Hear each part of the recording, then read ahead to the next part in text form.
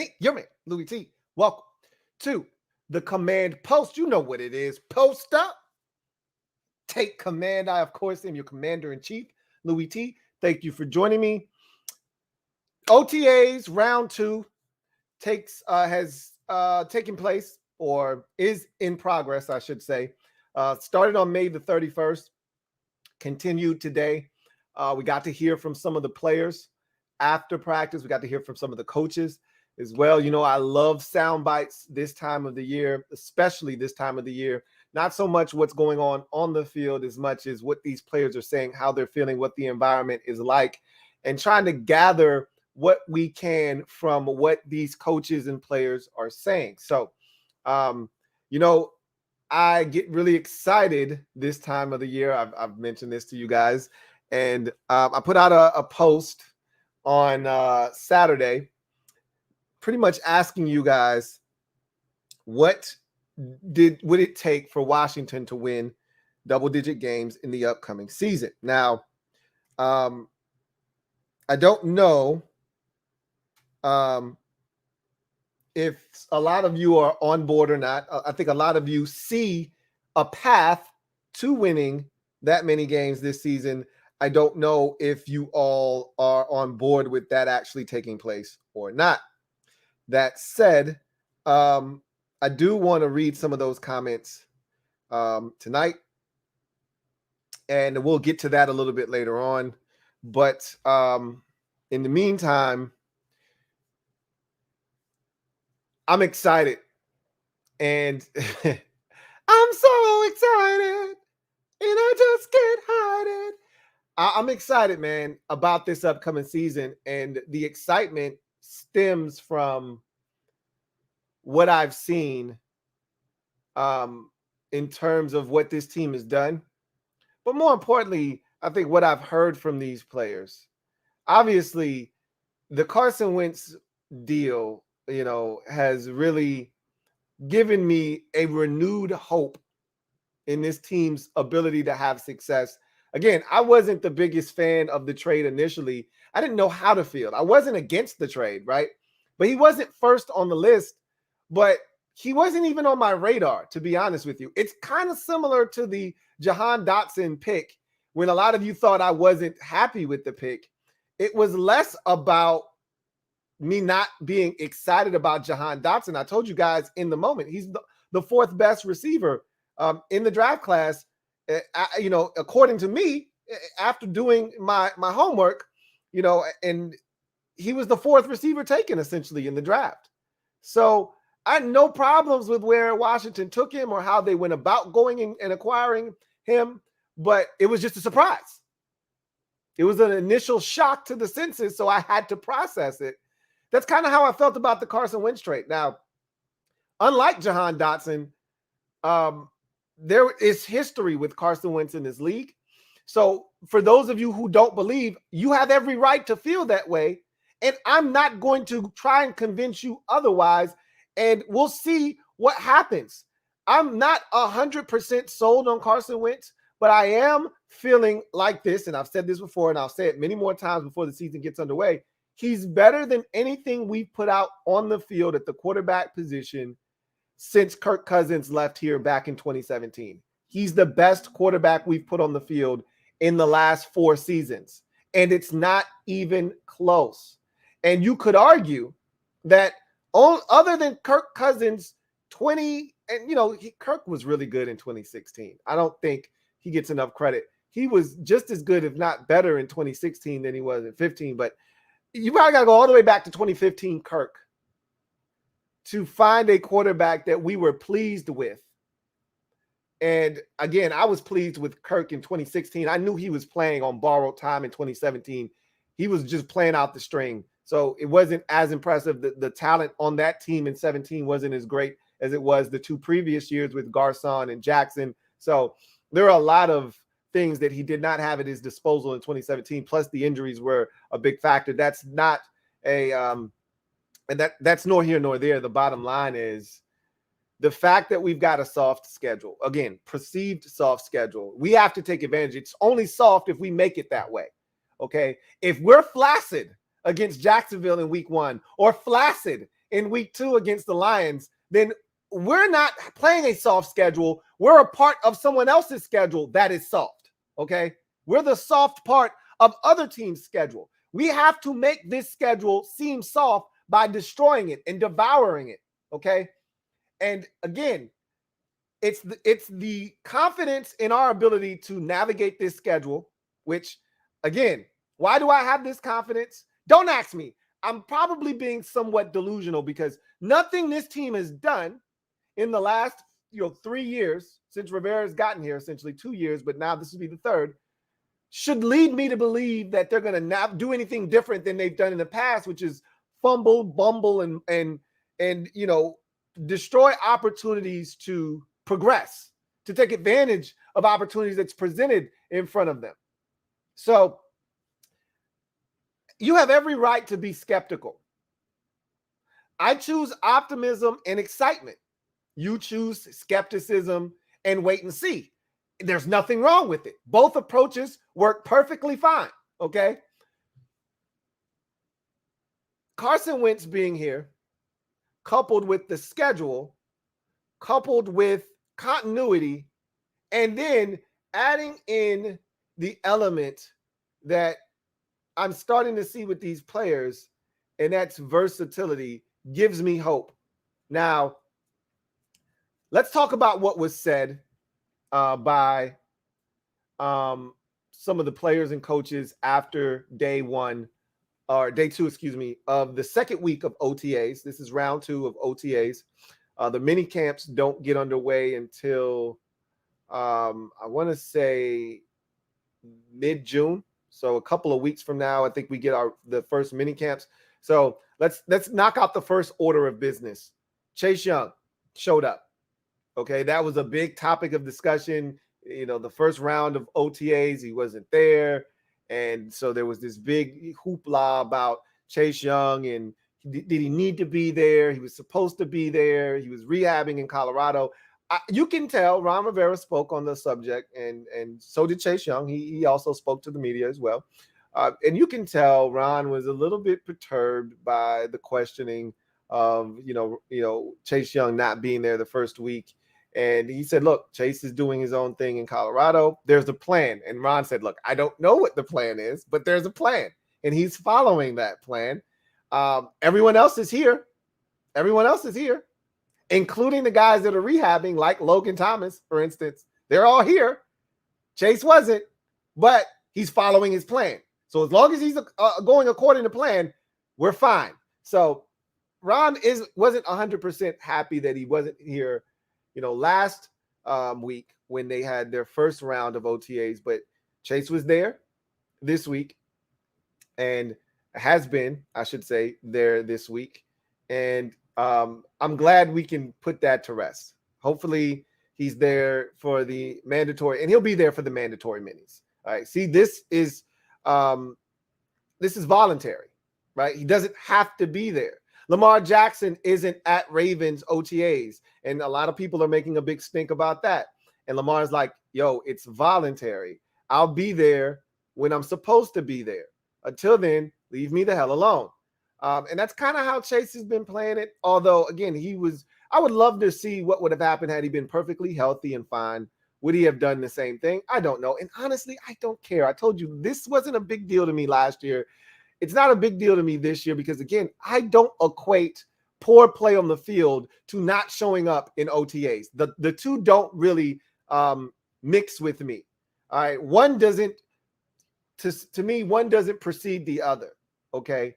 This isn't a prerequisite. In order to play well, you have to be at OTAs. Hell, I thought before last year, you had to have some kind of play in the preseason. You had to be on the field at some point in some capacity to get some type of rhythm in order to be successful. And I watched the eventual Super Bowl champions punt on the entire preseason and then go on to win the Super Bowl. And I saw other teams do the same and follow suit. So I damn sure don't think OTAs has any bearing nor impact on what a guy's going to do in the upcoming season. But it's more than that for Chase because he is a leader on this team, because he is a a captain on this team and a guy that other players look to, for how I should go about my business. You want that guy there. And I think that's the part that Ron Rivera, more so than anything else, is perturbed by. But Ron said, look, Chase is here. We're glad to have him.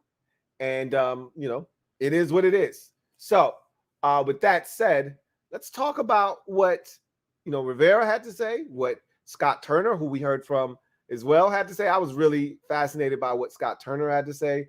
I was also really intrigued by some comments made by a couple of the players that spoke. So let's talk about some of that right now. So Ron Rivera spoke about, obviously, Chase Young.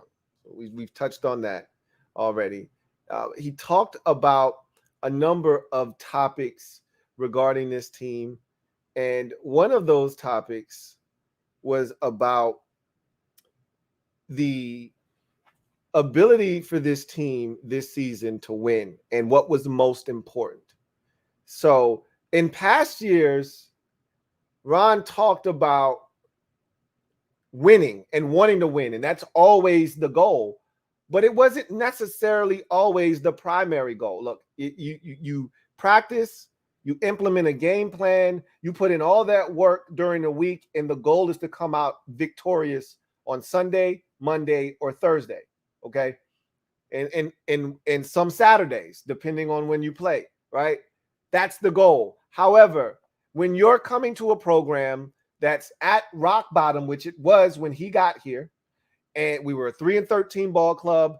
We just fired our, vice president of football operations / GM and Bruce Allen. We just got rid of our head coach and Jay Gruden and interim head coach. We just cleaned house, and we were one of the worst franchises, if not the worst franchise in football. So he comes in, his first order of business is to change the culture, revamp this roster, change the culture, and get people believing again in the Washington Redskins / football team, now Commanders. Well, the first year, it was more about, hey, let's just see what we got. I don't know these players. They don't know me. This is kind of a feeling out process. Let's just see what we've got, okay? Don't want to give out any new deals. Don't want to re-up Brandon Sheriff. Don't know what the Trent Williams situation is, but he doesn't want to be here. We'll move on from him.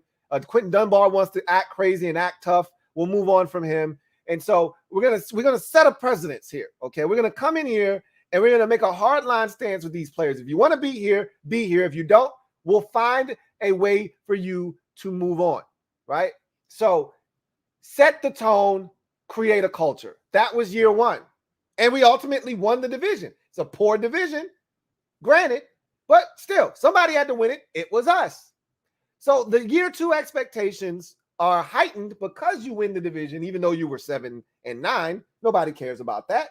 They just saw that you won the division. You get Ryan Fitzpatrick and expectations go through the roof. The defense was exceptional in Ron Rivera's first year with Jack Del Rio calling the shots. So you're expecting the defense to be outstanding. In 2021, it wasn't, okay? The defense wasn't, especially for the first half of the season. Chase Young didn't follow up with an encore performance that would make anyone proud.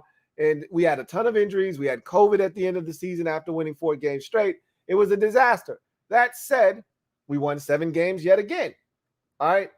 But Ron would still tell you that we're learning. He thought we were immature going into the season last year. He could sense that we weren't handling the success of going 7-9 and winning the division. We didn't handle that well. And he could tell we're a young team. And he said, we aren't mature.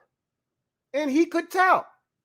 So he was still trying to instill the type of resolve in this roster and team that it was going to take to win on a consistent basis. So even though winning didn't come the way he wanted it to in year two, he still probably looked at year two as a semi-success. We had injuries. We fought through it. Guys battled. We learned a lot about each other. We learned a lot about ourselves. And now, year three, we're going all in. We're going to find us a quarterback, and we're going to take the lessons learned in year one. Then I was here, year two, and then now we're going to apply them in year three And now it's time to win. And Ron is ready to win. And so when the question was posed to him this offseason about what is the most important thing, what are you looking to get out of this season? Win. That's what he said. His response was win. Nothing else really matters. Okay. No, I'm not D'Angelo, nor am I Lauryn Hill, but nothing else matters. Okay. Nothing even matters at all except winning. And this is a big year. Again, for those of you in the Ron Rivera has to win or else ... camp, I can assure you, Ron Rivera will not be fired no matter what happens this season, short of we go 2-15 or 3-14, which this team is not going to do. I can assure you of that. Okay. We could be the most, I won't say it, I don't want to put that in the atmosphere, but we could have a catastrophe happen to this team and we still won't win just 3 games. Okay. So he's not getting fired no matter what. We win 7 games yet again, he won't be fired. He might be on the hot seat going into next year, but he will not be fired. Okay. I assure you of that. So I don't think this is a win or else type of season. I do think, however, it isn't a season full of expectations. It is a season that is going to require Ron Rivera and his group to do, I think, some introspection. I think they need to do self-scouting, and I think they need to be prepared to make any necessary adjustments on the fly that they need to make, and put egos aside. And so this is a big year, and Ron pretty much said, we got to win. And he said, I know Carson just got here, but we got to win. This is a team that's been together now for a couple of years, and we're ready now. We got talent. We feel good about every position. We need to win. I couldn't agree with him more. And again, I'm probably a little bit more excited than I should be because of the schedule. I would have been excited just because I feel like Carson Wentz gives us a chance. However, the schedule is what puts me over the top. The schedule is what, and this roster that had a ton of holes going into the offseason that they filled for the most part. And you're getting guys back. So all of those needs that we had going into the offseason, middle linebacker, still a need. But maybe they found their guy in Cole Holcomb. We will see. I have confidence in Cole Holcomb. Find a quarterback was number 1 on the list. Find a middle linebacker was number 2 on the list. Well, they found a quarterback. They found a middle linebacker. Again, I don't know if either one of those guys is going to be what we want them to be. But they found an answer at quarterback. They found an answer at linebacker. Okay, what are we doing at free safety and corner? Okay, they drafted a corner. Didn't draft one high. Okay, and the corner that they took was in the 7th round. I get it. Okay, and Christian Holmes, but they got a corner. Okay. All right. Now you're getting Benjamin St. Juste back. You're getting a second year of William Jackson III, who's more confident than he was when he got here last year. And he showed that in his play down the stretch of last season. So you feel good about him coming into year 2 of this scheme. You got Kendall Fuller on the other side. You got Benjamin St. Juste. And guess what Ron told us at this presser? Let me tell you a little something. Ron said Benjamin St. Juste was working in the slot. Remember, we've been talking all offseason. Who's going to man up the slot? Now, granted, Ron did specify that, and I think this was specifically because Ron has said in the past, all right, you've got to play to win your division, meaning you've got to match up well with teams in your division. That's first and foremost. Everything else is secondary. You have to find a way to match up with the teams in your division and their personnel. So with the Philadelphia Eagles going out and acquiring A.J. Brown, all of a sudden now, A.J. Brown is the guy that plays all around the field, including in the slot, okay?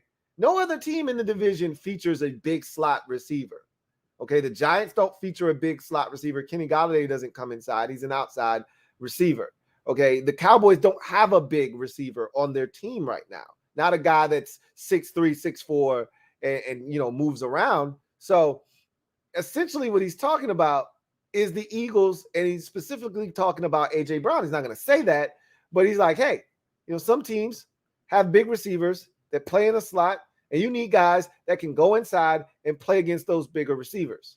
Hence, Benjamin St-Juste getting reps in the nickel, in the slot.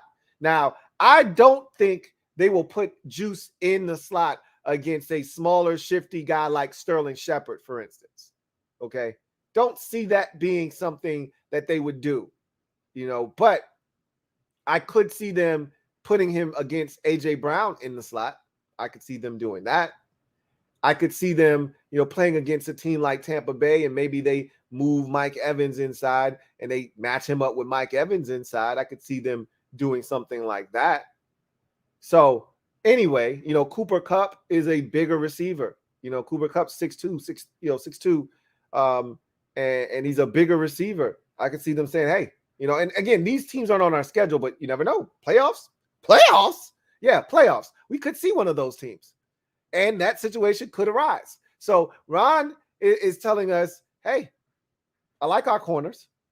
I like the fact that Benjamin St-Juste is getting work inside. I like the fact that he's adjusting well to playing inside and getting reps there. And he even went as far as to say Kendall Fuller is a boundary corner. He's more comfortable outside. We saw that last year. I told you, I don't think Kendall is ever going back inside. Okay? Not on a permanent basis, at least. The versatility that he has means he can play anywhere, outside, inside, or safety. He's shown the ability to do all three, but he seems most comfortable outside. And Ron gave him high praise. He said, look, I've coached 2 corners that have had tremendous vision as corners from the outside, Josh Norman and Kendall Fuller. So he loves Fuller outside. So don't anticipate Fuller kicking inside for those of you who say, hey, Kendall Fuller needs to kick inside, Juice on one side, William Jackson III on the other side, and that should be our trio of corners when we go to nickel. Au contraire, my friend, okay? Not going to happen. I've said this from Jump Street. Kendall Fuller wants to be a boundary corner. He said that when he was drafted. He got kicked inside. He was exceptional. He came back to us a different corner. One that was strictly being played outside because he got safety work in Kansas City. He got boundary work in Kansas City. They didn't love him in the slot in Kansas City, which is why he got that safety work. He came back to us as a boundary corner, and that's where he's been. That's where he's played his best football, and I think that's where he's going to ultimately stay. So Jackson on one side, Fuller on the other side, and you're going to get Juice on the field in some capacity. He'll be on the outside at times. They'll move guys around. Like I said, the versatility is definitely something that I like. But you have the safety position. They added a safety. Okay, so that was one of the questions. Free safety and corner. We needed more corner depth. They added depth. Again, you may not love the depth that they added, okay? But they added a corner in the 7th round, and they also drafted a safety in the 4th round. So, again, that was the third highest priority roster-wise for me going into the offseason. Defensive tackle moved its way up the list when we had all of the cap casualties, when Tim Settle signed with the Bills and we cut Matt Ioannidis. All of a sudden, defensive tackle goes from, an afterthought like 9, 10 on the list to all the way up to number 4 for me. Okay, got to find some depth at defensive tackle. It's not as dire because you got 2 starters, but what happens if something happens to one of those guys? You need a guy. They drafted for Darian Mathis. You may not have liked the pick when it was made. You may not have liked where he was selected and the value of that pick. I wasn't the biggest fan, but guess what? We needed a body at defensive tackle. Well, they've handled that situation. So the depth is there. We need to add another guy, and we will. Okay, I don't think they're done at defensive tackle. We'll add another body there, and we'll be perfectly fine. So you feel good about that. The next order of business was wide receiver. Look, we had guys, but we didn't have enough guys. De'Ami Brown was a rookie last year. I'm looking for much more improvement from him and much more production from him in year number 2. There was no Curtis Samuel. Never, ever trust a man with 2 first names. He was riddled with injuries last season. He's finally healthy. So that's almost like an additional free agent acquisition. It feels like a guy that we just signed, and we're finally going to get a look at him this season. So that's a welcome sight. You're going to get Terry back in the fold eventually once he signs his deal. And then you add Jahan Dotson to the mix. Also Cam Sims, who just had a baby. And all of a sudden, that group right there is as formidable as any in the league. If, okay. And if is a big word. It's the biggest 2-letter word in the dictionary. If Jahan Dotson is what I think he's going to be, if Curtis Samuel is what I think he's going to be and stays healthy, if De'Ami Brown takes that second-year leap that I'm looking for, we're going to have one hell of a wide receiving core. So we handled the wide receiver position. The next order of business was, hey, we need to add another tight end. I'm not comfortable with the tight end position as is, especially with Logan Thomas coming off of an injury. They wanted to re-sign Ricky Seals-Jones. He opted to sign with the New York Giants. So we'll see him twice a year. But there was always going to be a void for me, at least at the tight end position, if you didn't bring back one of the guys. Ricky Seals-Jones was the only one that was up for a new deal. And so I said, look, we got to do something. And they did. They drafted Cole Turner. So you feel like that the void has, and not only that, you still got Sammy Reyes working, right? But now they've added some more intrigue to that position with Antonio Gandy Golden, the Gandy man, making the move to tight end. Ron spoke about that. Really, Scott Turner spoke about that. We'll get into the intricate details there of the move of AGG. Yeah, you know me. Who's down with AGG at tight end? Who's down with AGG at TE? I am. But I look at the tight end position, and all of a sudden, that's intriguing. Still, I think there's a little bit to be desired there. I want to see it first before I get really excited about it. But there's promise. There's intrigue. Then you get to the offensive line. I think that's the biggest question mark for me on the offense, to be honest with you, which is crazy because before there was never a question. I feel confident about the offensive line coach in John Matsko. And because of my confidence in him, I then have confidence in whomever we put on the field. So you move on from both of your guards from a season ago. And one was an all-pro player, even though you could argue if he was an all-pro or not. That's debatable. You can have the debate if you like. I don't care. He was a good football player. We know that when healthy. You move on from him and a guy that, man, he ain't bother nobody, and Eric Flowers. He was just doing his job over there at left guard. And all of a sudden, you got a couple of voids on the offensive line that you have to fill. They go out and get a couple of ex-Carolina Panthers that have experience working with John Matsko. Both have said nothing but glowing things about Matsko and feel like their best football was played under him. That's really not debatable. The proof is in the pudding with both of those players.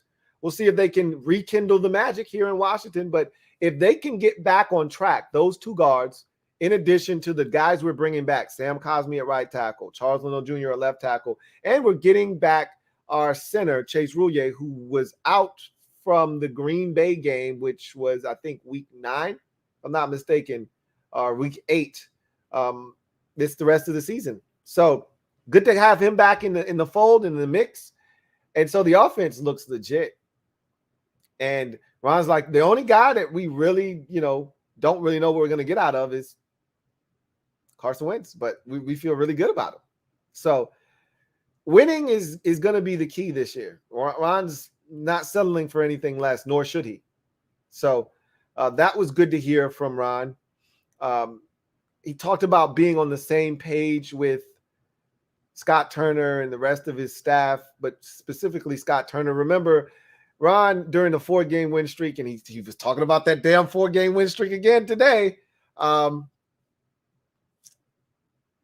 Look, he keeps talking about how much they ran the football during the 4-game win streak and how vital that was to the success of the team in winning the winning streak itself. And he wanted to talk about the average number of rushes and things of that nature during the win streak.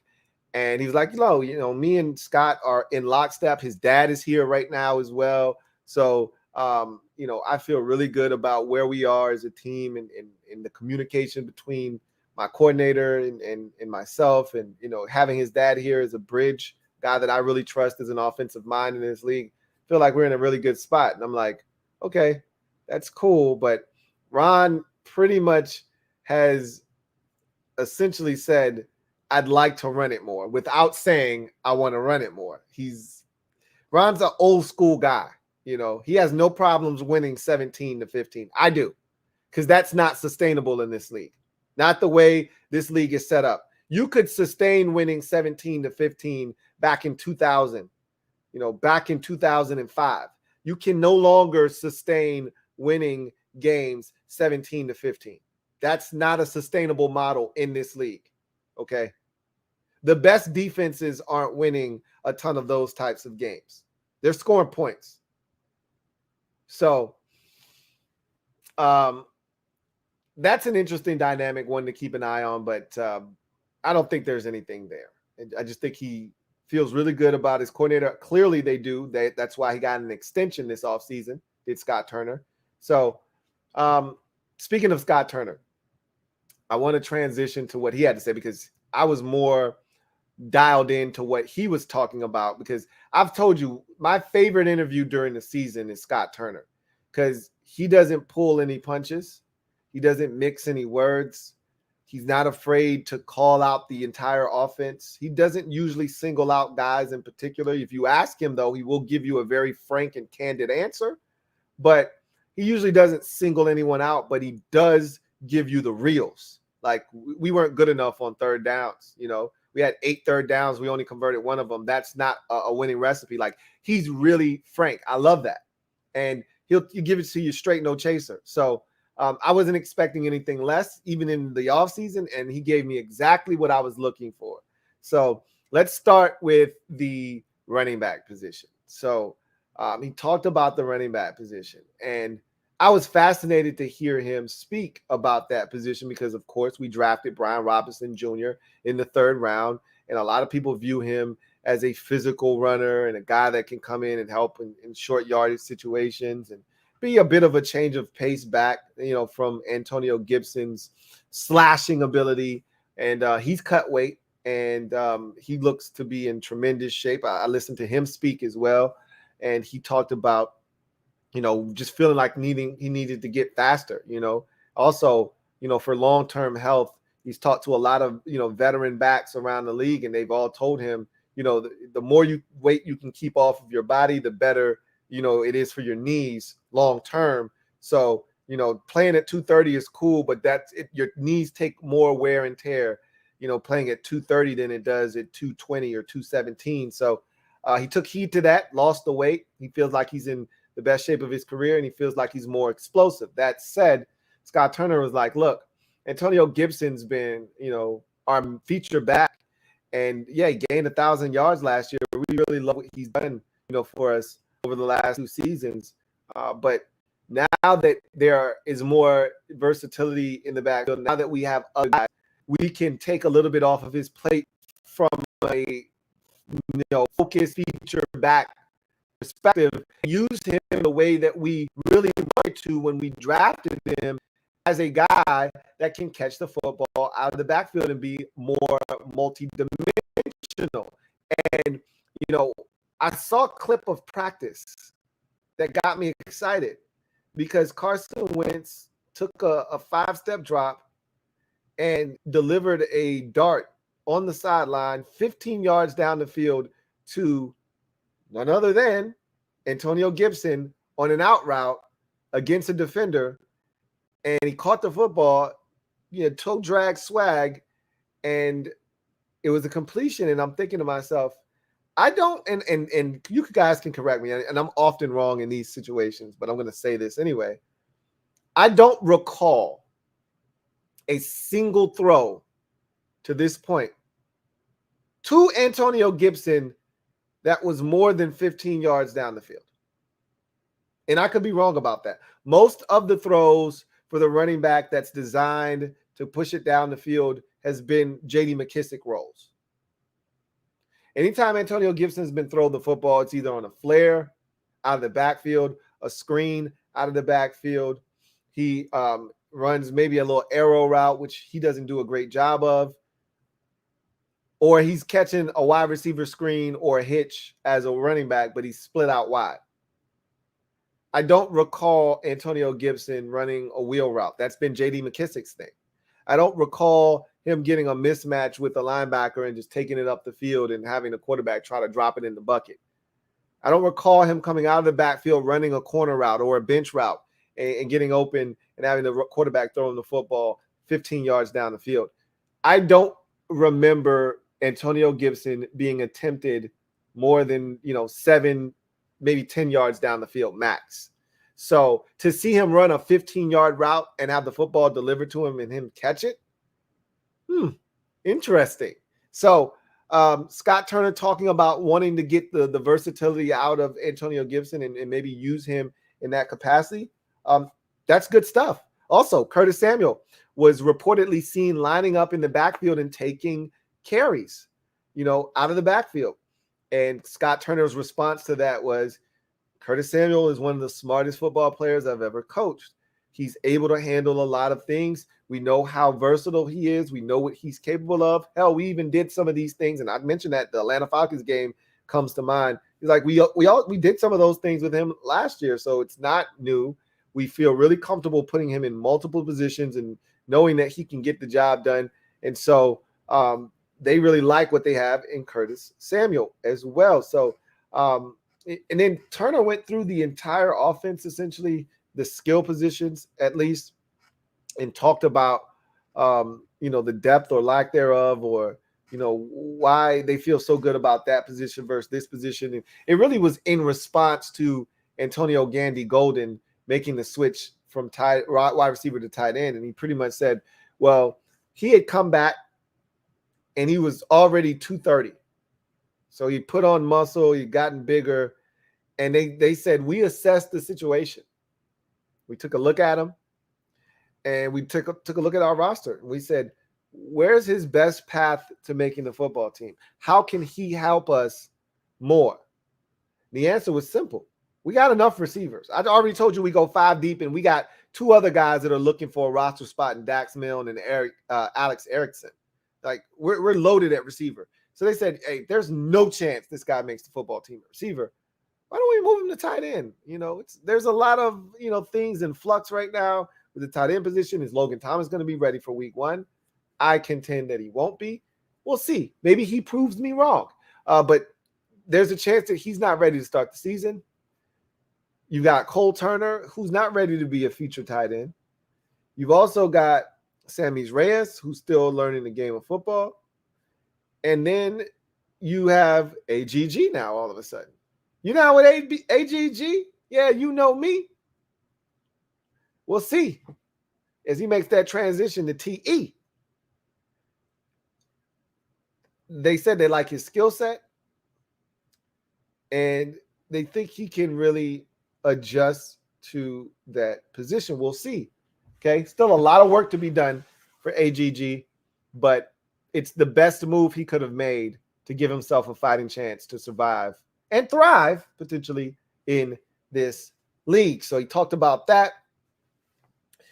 He also talked about just a lot of the young players because, so much is made of Jahan Dotson, so much is made of Cole Turner, so much was made of the 5th round pick, Sam Howell, or one of the 5th round picks in Sam Howell.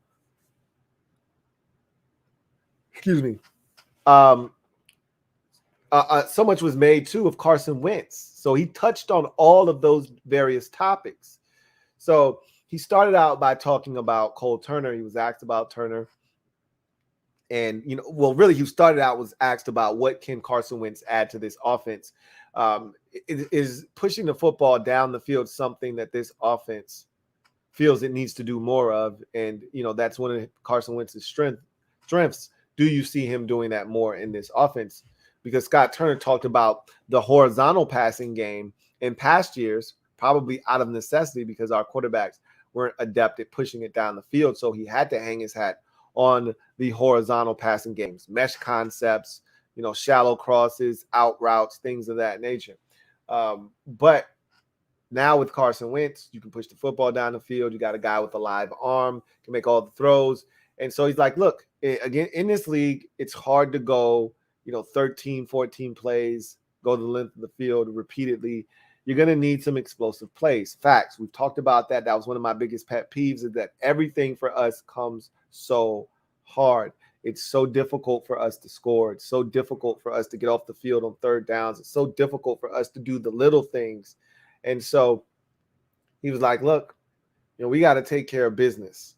So when you listen to Scott Turner talk about Carson Wentz and pushing the football down the field, you could tell he was a bit excited about that, the prospects of that happening. But he's like, look, another question that kind of piggybacks off of that was the Carson Wentz doesn't really like to check the football down. One of the past criticisms of Wentz at previous stops is that he doesn't really check it down. He's always looking for the home run, and sometimes it's not there, and he takes sacks and he makes mistakes. That's when some of the biggest of his blunders take place, is when he's being greedy and he bites off a bit more than he can chew. While there's a guy staring him right in the face wide open underneath, he refuses to take that. So he said, look, I don't want Carson to be anything other than what he's been, So that's refreshing. If you're Carson Wentz, I don't want to be anything other than what I've been trying to be lately. He ain't trying to be nothing else. He's just trying to be him. And that's all Scott Turner wants him to be. And that's what we want him to be, the best version of himself. So Scott's like, pretty much he's got the green light to do what he does best. And if that means chucking it down the field, he's like, look, we can call shot plays. Like I always tell my quarterbacks, you don't have to force it deep. I can call another shot play, okay? If you want to push it vertically, we got the guys. I can dial up another shot play.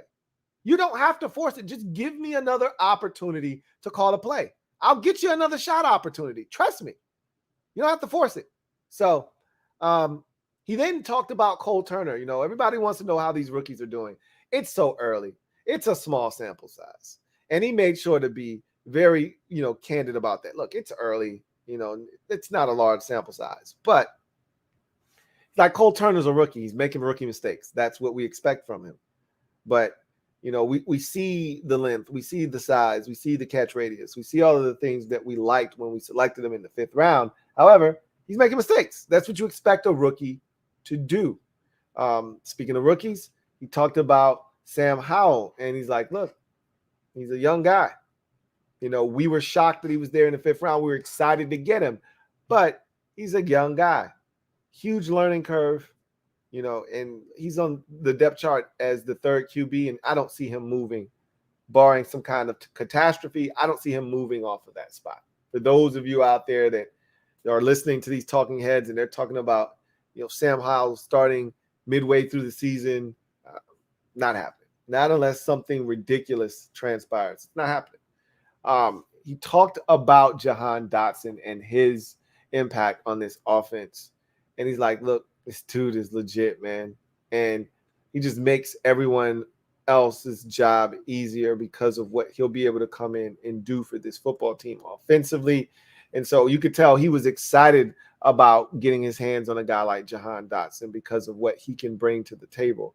So Scott Turner overall is really excited about the offensive weaponry he's been blessed with, going into the season. Now, can it stay healthy? Can they produce at the level that he's expecting?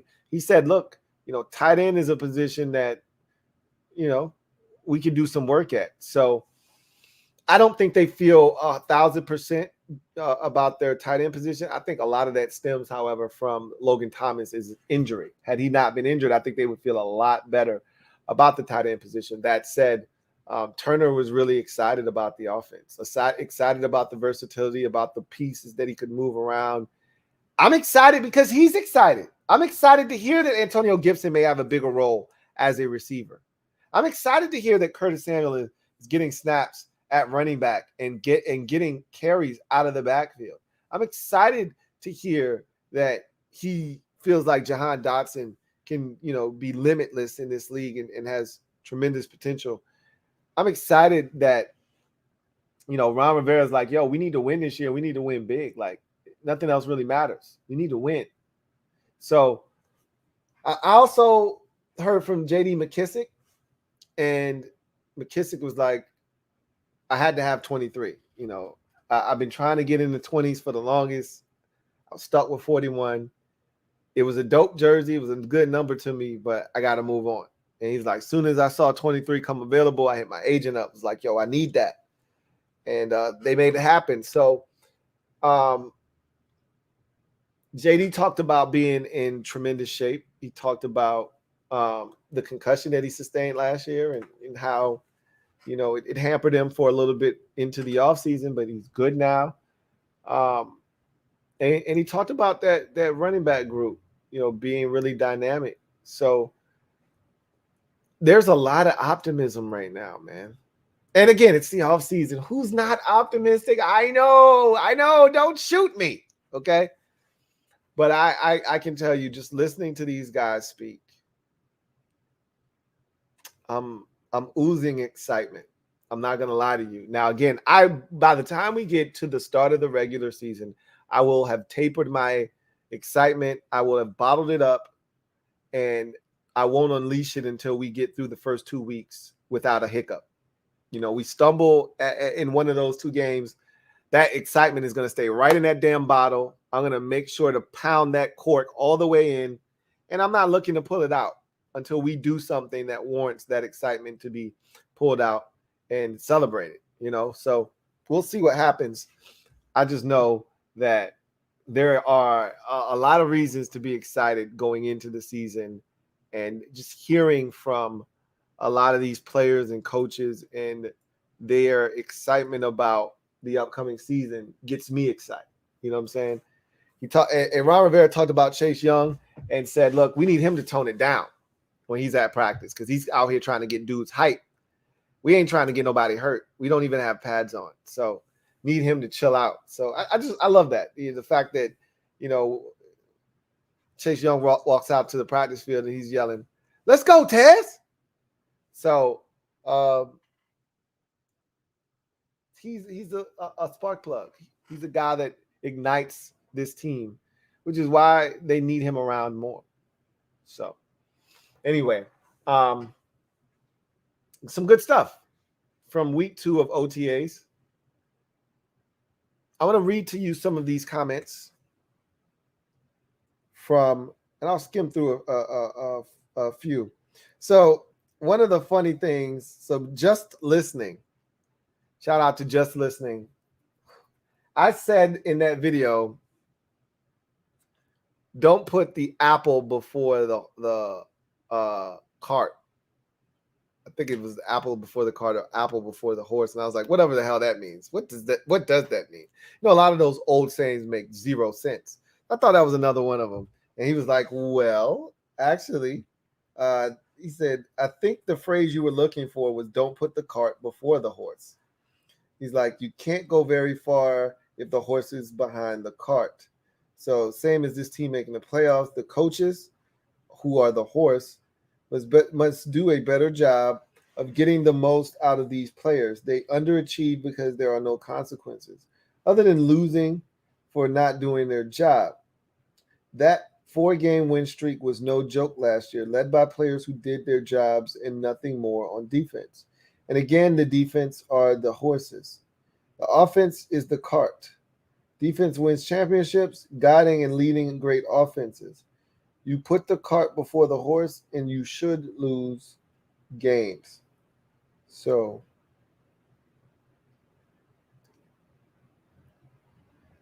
that is a fact. I think that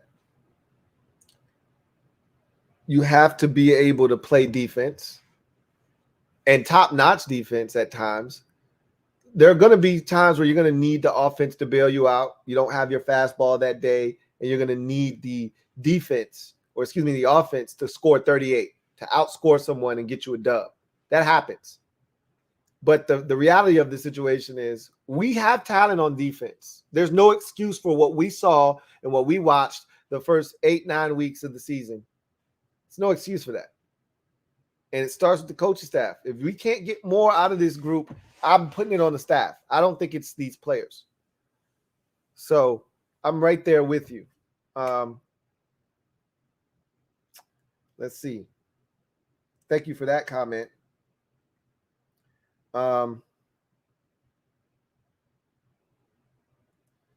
Let's see. Zachary Job writes, Washington will make the playoffs if defense is the top 12 unit and stops on third downs. Wentz keeps his mentals clear. 3, we have health. 4, win the games that playoff teams win, beating the Jags, Lions, teams under 500, etc. I couldn't agree with that statement more. I think the defense has to be top 12. Has to be. I would prefer them to be. With this schedule that we're playing, this is the type of schedule that lends itself to you being a top 10 defense. But I'll take top 12, okay? I also believe that in order for us to win, the defense has to get stops on third down. We were one of the worst third down defenses in football last year. Again, facts. Wentz has to keep his mentals clear. You know, no matter what happens against what team, you got to stay the course if you're Carson Wentz. You got to enjoy the ride, see where it takes you. You're not guaranteed anything next year with this team. Just like you were probably, you know, if you're Carson Wentz, we're taking photos, you know, for the Indianapolis Colts media guide this time last year, you're now in a burgundy and gold uniform, and it's totally different. So you could be here today, gone tomorrow.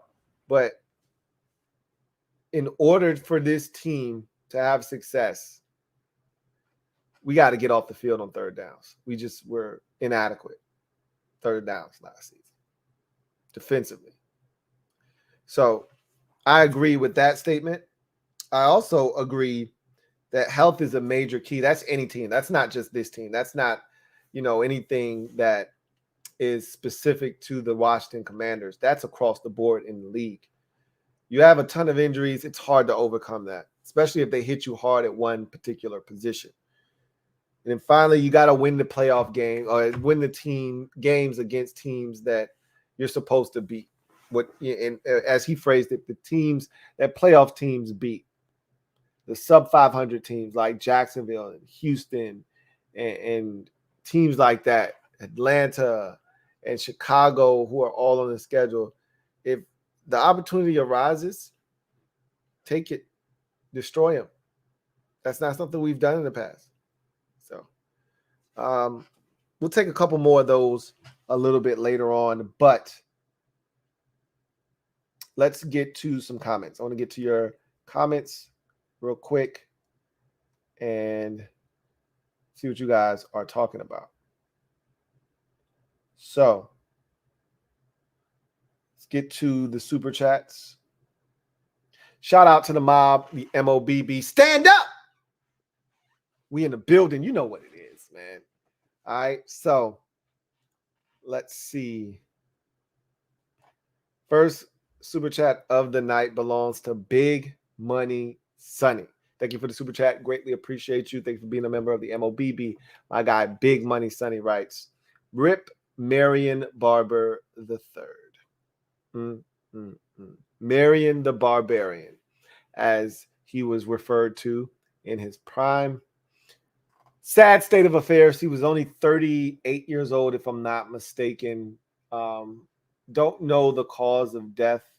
That'll be interesting to see, you know, a couple of weeks down the line, but it's sad. It reminds me of when we found out Vincent Jackson died. Remember, he was in a hotel, you know, there was no foul play suspected, and we didn't know what happened. Did he overdose? Did he commit suicide?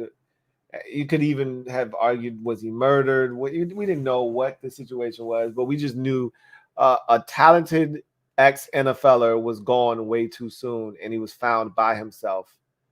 You know, same thing with Demaryius Thomas. You know, he's taking a shower, and next thing you know, he's dead, and he's living alone, and there's no one there to call paramedics. And by the time, you know, the authorities get there, person is unresponsive and is gone. And I don't know the situation with Marion Barber III, but that's a tough one, man. And my fondest memory of him, it wasn't a fond memory at all, but because he played for the Dallas Cowboys and he was a hell of a running back. He was a physical presence. But my fondest memory of him was a Sunday night game. I think we lost that game like 18-0. It was a terrible watch, to be honest with you. But he took us, I mean, literally out to the back of the shed, and he whooped us. And they got the football back, I think, with like 9 or 10 minutes left in that football game. And it was still time for us to rally back, make a comeback. And he proceeded to, I think, rush the football probably 12 or 13 times on that final possession.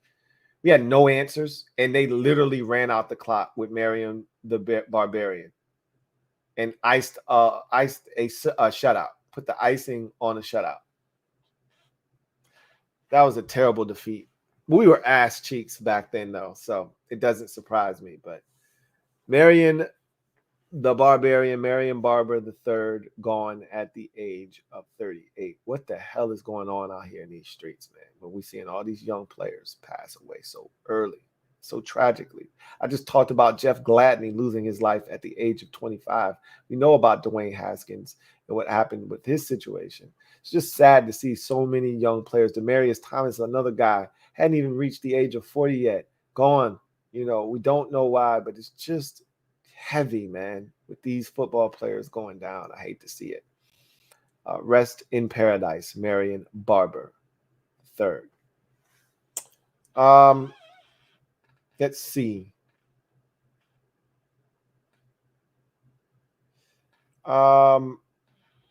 Metaphor, thank you for the super chat.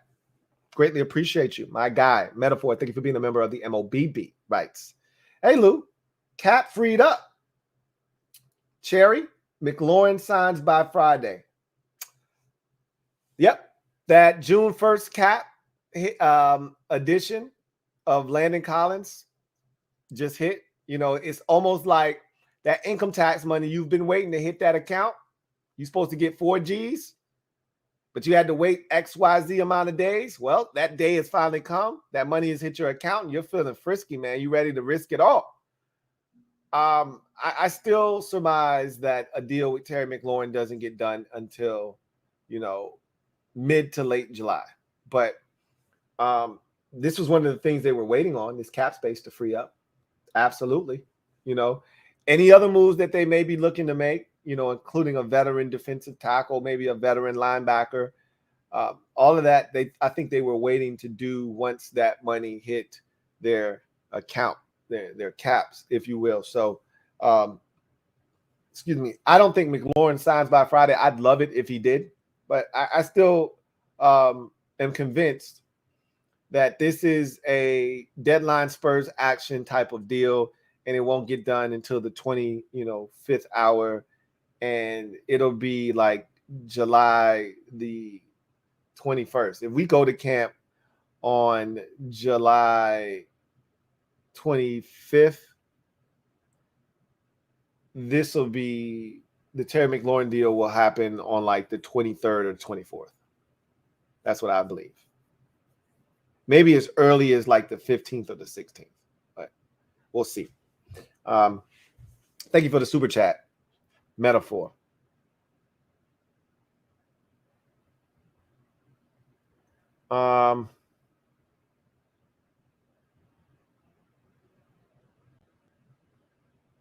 Rob Yu, thank you for the super chat. Greatly appreciate you, my guy. Rob Yu, thank you for being a member of the MOBB. Writes, Lou, Rob, with plenty of weapons, there should be no excuses for Wentz. Performer, this is more than likely the end for him. Not many are willing to admit this. I was one of the first people to say this. You guys remember, as soon as the deal was made, I'm like, yo, this is a bona fide 1-year experiment for Carson Wentz. You know, it's a test of sorts. If he passes this test, he could be here for a long time. If he doesn't pass this test, this could be the end of the road for him in this league as a starter. Troy Aikman said the exact same thing. Like, yo, this is pretty much it. I can't envision anyone else giving Carson Wentz an opportunity to start around the league and be the unquestioned starter. He may get another opportunity to start after he leaves Washington if it's not the kind of season that we envision. He may get another opportunity to start. I mean, Ryan Fitzpatrick has started for multiple teams. Case Keenum has started for multiple teams. Carson Wentz can do it. You know, Marcus Mariota has started for various teams. Jameis Winston has started for a couple of teams now. As a former number one pick or a top 5 pick at the quarterback position, you will get more opportunities. You'll get opportunities elsewhere. So he may get an opportunity, but it'll be as a stopgap. Like, we know, this young boy is coming in at some point. It won't be, hey, Wentz can wow us. He's the guy. That's not happening after this one. So you better take advantage of this opportunity.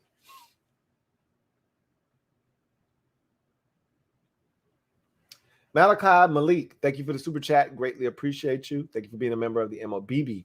My guy, Malachi Malik writes, again, I know it's early, Lou. It's only OTAs, but damn, we look good. LOL. Mob Squad, stand up. We in the building. Now, I can't tell you that we look good on the field. We look good on paper. I do know that. And again, measured up against this schedule, we look damn good, okay? Which is why I'm excited. But yes, it's OTAs. Don't get over, and this is why I have to remind myself that it's only, June. And I've been excited since late May, but it's only June. Don't put the cart before the horse. You see what I did there? We got to make sure that this transfers over to camp and then onto the field in the regular season.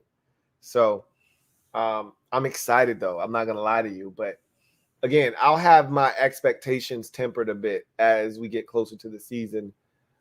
Those first 3 games of the season are going to be very telling. I've already mentioned those first 3 games of the season, against 2 teams that respectively picked 1 and 2 in the draft in the first 2 weeks of the season. You have to find a way to take advantage of those 2 games right out of the gate. And then from there, you kind of justify, the means to get wherever you're trying to go, right? But I'll allow us to dictate my excitement level. We win the first 2 games and we win them convincingly, and then it sets up a big matchup. Let's say Philadelphia comes out of the gate undefeated at 2-0 and we're 2-0. Okay, and then we take them out. I'm going to be excited. But I got to take baby steps with this team, But I am excited. I'm not going to lie to you. Thank you for the super chat, Malachi Malik. Michael White, thank you for the super chat. Greatly appreciate you. My guy, Michael White. Thank you for being a member of the MOBB Rights. What up, Lou? What up, Michael? It's not so much the offense that I'm worried about. It's the defense. A lot of question marks and the lack of creativity. You have every right to feel the way that you do about the defense. One of my biggest pet peeves with Jack to this point has been the lack of creativity as well. Like, you don't have to have a left defensive end and a right defensive end. You're allowed to have guys move around. You're allowed to put Chase Young and Montez Sweat on the same side and rush. You're allowed to, not just run your basic twists and stunts. You're allowed to do some creative things. I don't see them doing that very often. So I totally get the lack of creativity. And then when we do blitz, it's either a moon blitz where we're coming from like the free safety position at like 25 yards away at the snap, and you're not going to get it anywhere remotely close, or it actually hits home and you're like, why don't we do more of this? This is dumb. So I get it. I totally get it. But if you can't get your rocks off defensively against this schedule, I don't know. Last year, I expected us to take a step back. I didn't expect us to struggle the way that we did, but I did expect us to take a step back defensively because you had all of those moving parts. You know, a bunch of great quarterbacks, not good, great quarterbacks on the schedule. And so you expected with some high-powered offenses. So you expected the move back. What I couldn't have anticipated was them falling off of the damn face of the NFL landscape for a bit there and just not being productive at all in any way, shape, or form. But I think they've got a chance to redeem themselves this year. We'll see if they take advantage. Again, this year is all about changing the narrative, all right? Change the narrative and taking advantage of opportunities that present itself.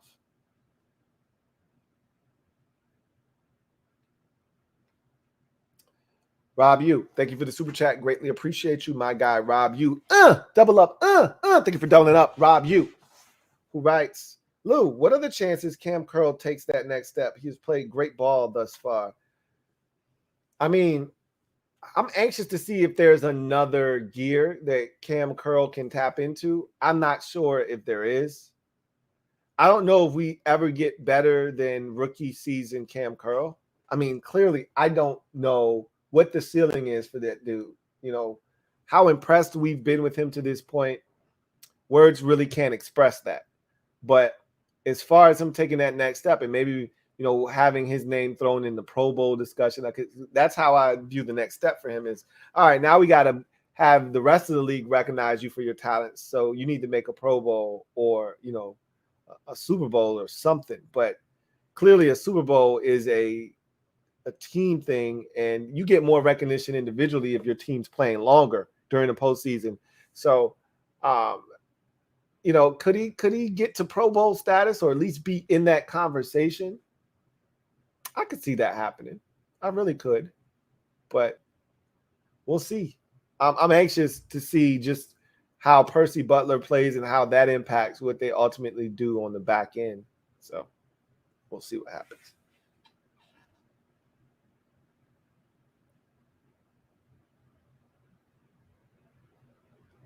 Metaphor, thank you for the super chat. Greatly appreciate you, my guy, Metaphor. Double up. Thank you for doubling up. Rights. We matching our wins from last year, the last 2 years combined in 2022. I mean, it'd be great to go 14-3, but who are you fooling, man? I mean, in order to do that, you've got to skip so many steps as a Commanders fan. You know, right now we're in the process of walking, and then we're gonna run. And winning 14 games means you're on a dead, full-out sprint. I don't see us winning 14 games, not after having us not win more than 10 in almost 3 decades. It's hard for me to fathom that. But with that said, these types of things, you know, streaks are made to be broken, and maybe this is the year we do it. I think this is the best year we've been set up to do it. Let's see what we do with the opportunity.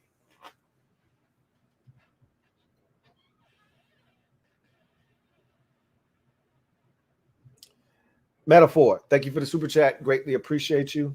My guy, Metaphor writes, Condo for MMOTY award, Mob Mod of the Year. She is definitely clutch, is my girl, Condo P. I got a surprise for Condo P. And I want to let her know her work and all that she does isn't going in vain. So I got something special for Condo P a little bit down the road. And I just want you to know we all appreciate you. I've told you that before in private, that I appreciate all that you do for us here on the Louie T Network. But I'm going to say it again so everyone else can hear it. We truly do appreciate you. Thank you, Condo P. Eric DeBose, thank you for that super chat. Metaphor. Eric DeBose. And I got your message. I need to check my emails. I don't recall getting your email. But that doesn't mean it's not there. Okay, so you don't have to send it again. I'll let you know via, socials whether I got your email or not. But I got your message. Eric DeBose, thank you for the super chat. Greatly appreciate you, my guy. Eric writes, "What's up, Lou? What's up, Eric?"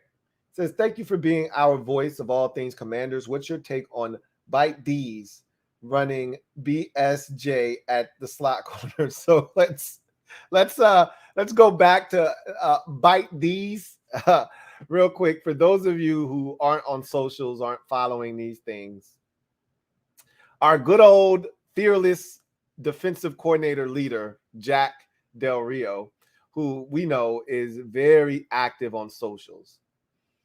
Didn't even really, I can't even call this a verbal spat with someone because he didn't allow it to go there. Somebody was talking some trash about the defense and Jack Del Rio, and he told the dude to bite these.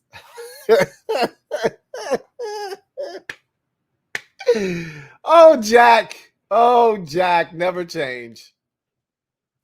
So I don't know if that garnered any attention or not.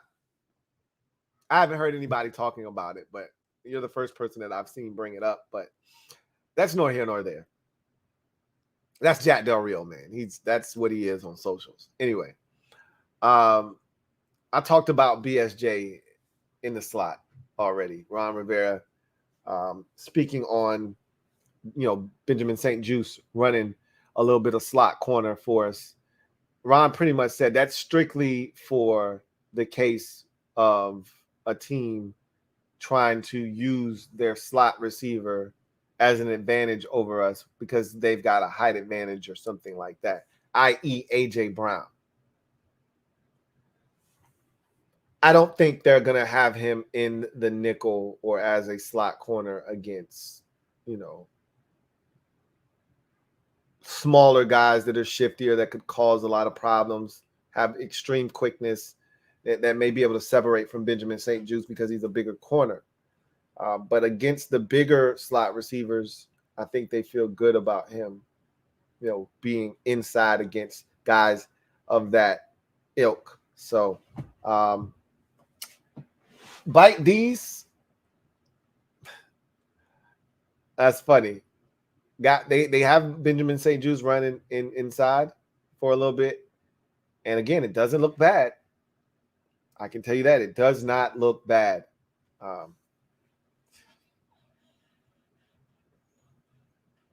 Let's see. Chilled Dude, thank you for the super chat. Greatly appreciate you. Thank you for being a member of the MOBB. My guy, Chilled Dude, writes, "Hey, Lou, we know what Ron's teams bring, even if it's a dumpster fire. I don't see us winning less than 7 games. Schedule is very favorable." I couldn't agree with you more, Chill Dude. That's been the thing that I've hung my hat on this entire time when people think that, want to make assertions that this team's going to stink this year. They're not going to be very good.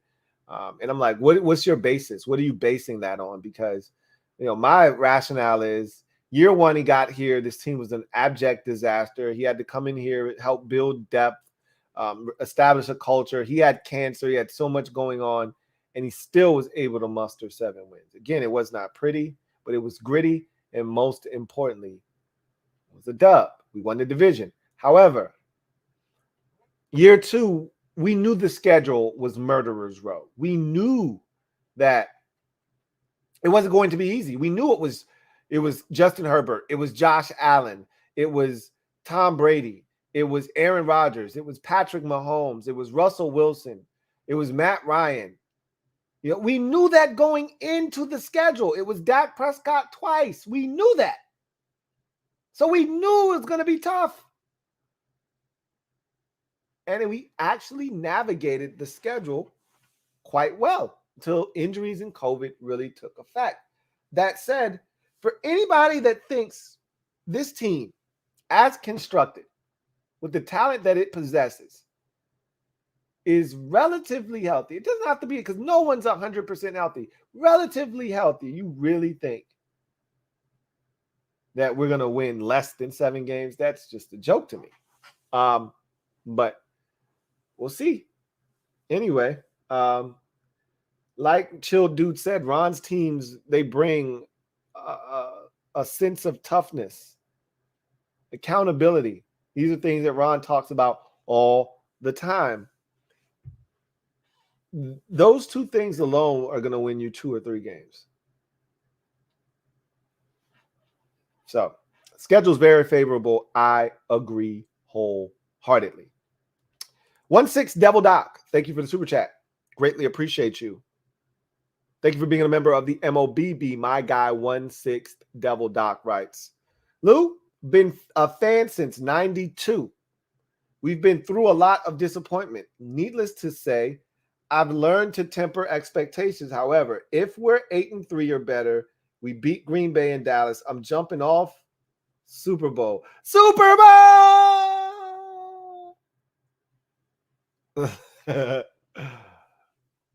I'm telling you right now, I would have probably lost my shit way before then, way before 8-3.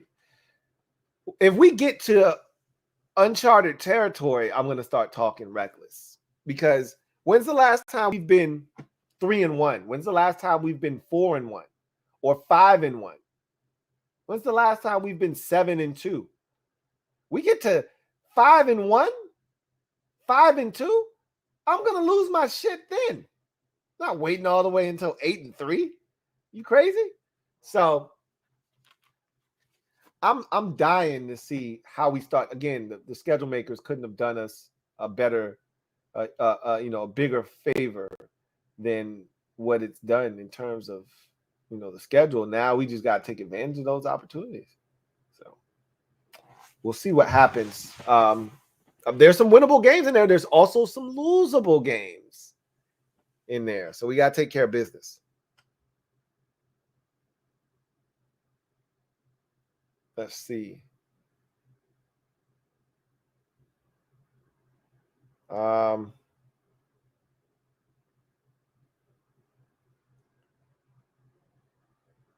See if we got another one.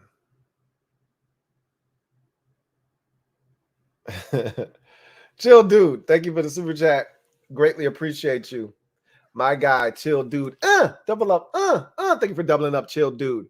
Writes, Collins money off the books, have $16.5 million in cap room. Who we looking at in free agency and linebacker? Any ideas? I don't.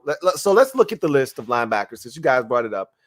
I don't think they're going to pursue anybody that you're thinking of. I think it's really going to ultimately be, a guy off the scrap heap. It won't be a big name or someone that is a cast off of someone else's roster as they start trimming it down to meet the NFL requirements, whether that's from 90 to 85, 85 to 80, or the big cuts from 80 to 53.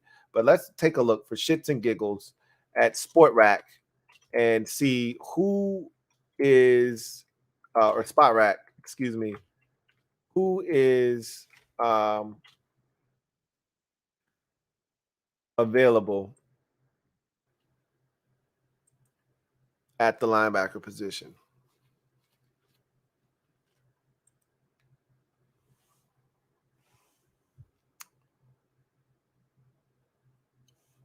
All right. Let's go to linebackers. And we need an inside backer. Let's go to unrestricted free agent. Available.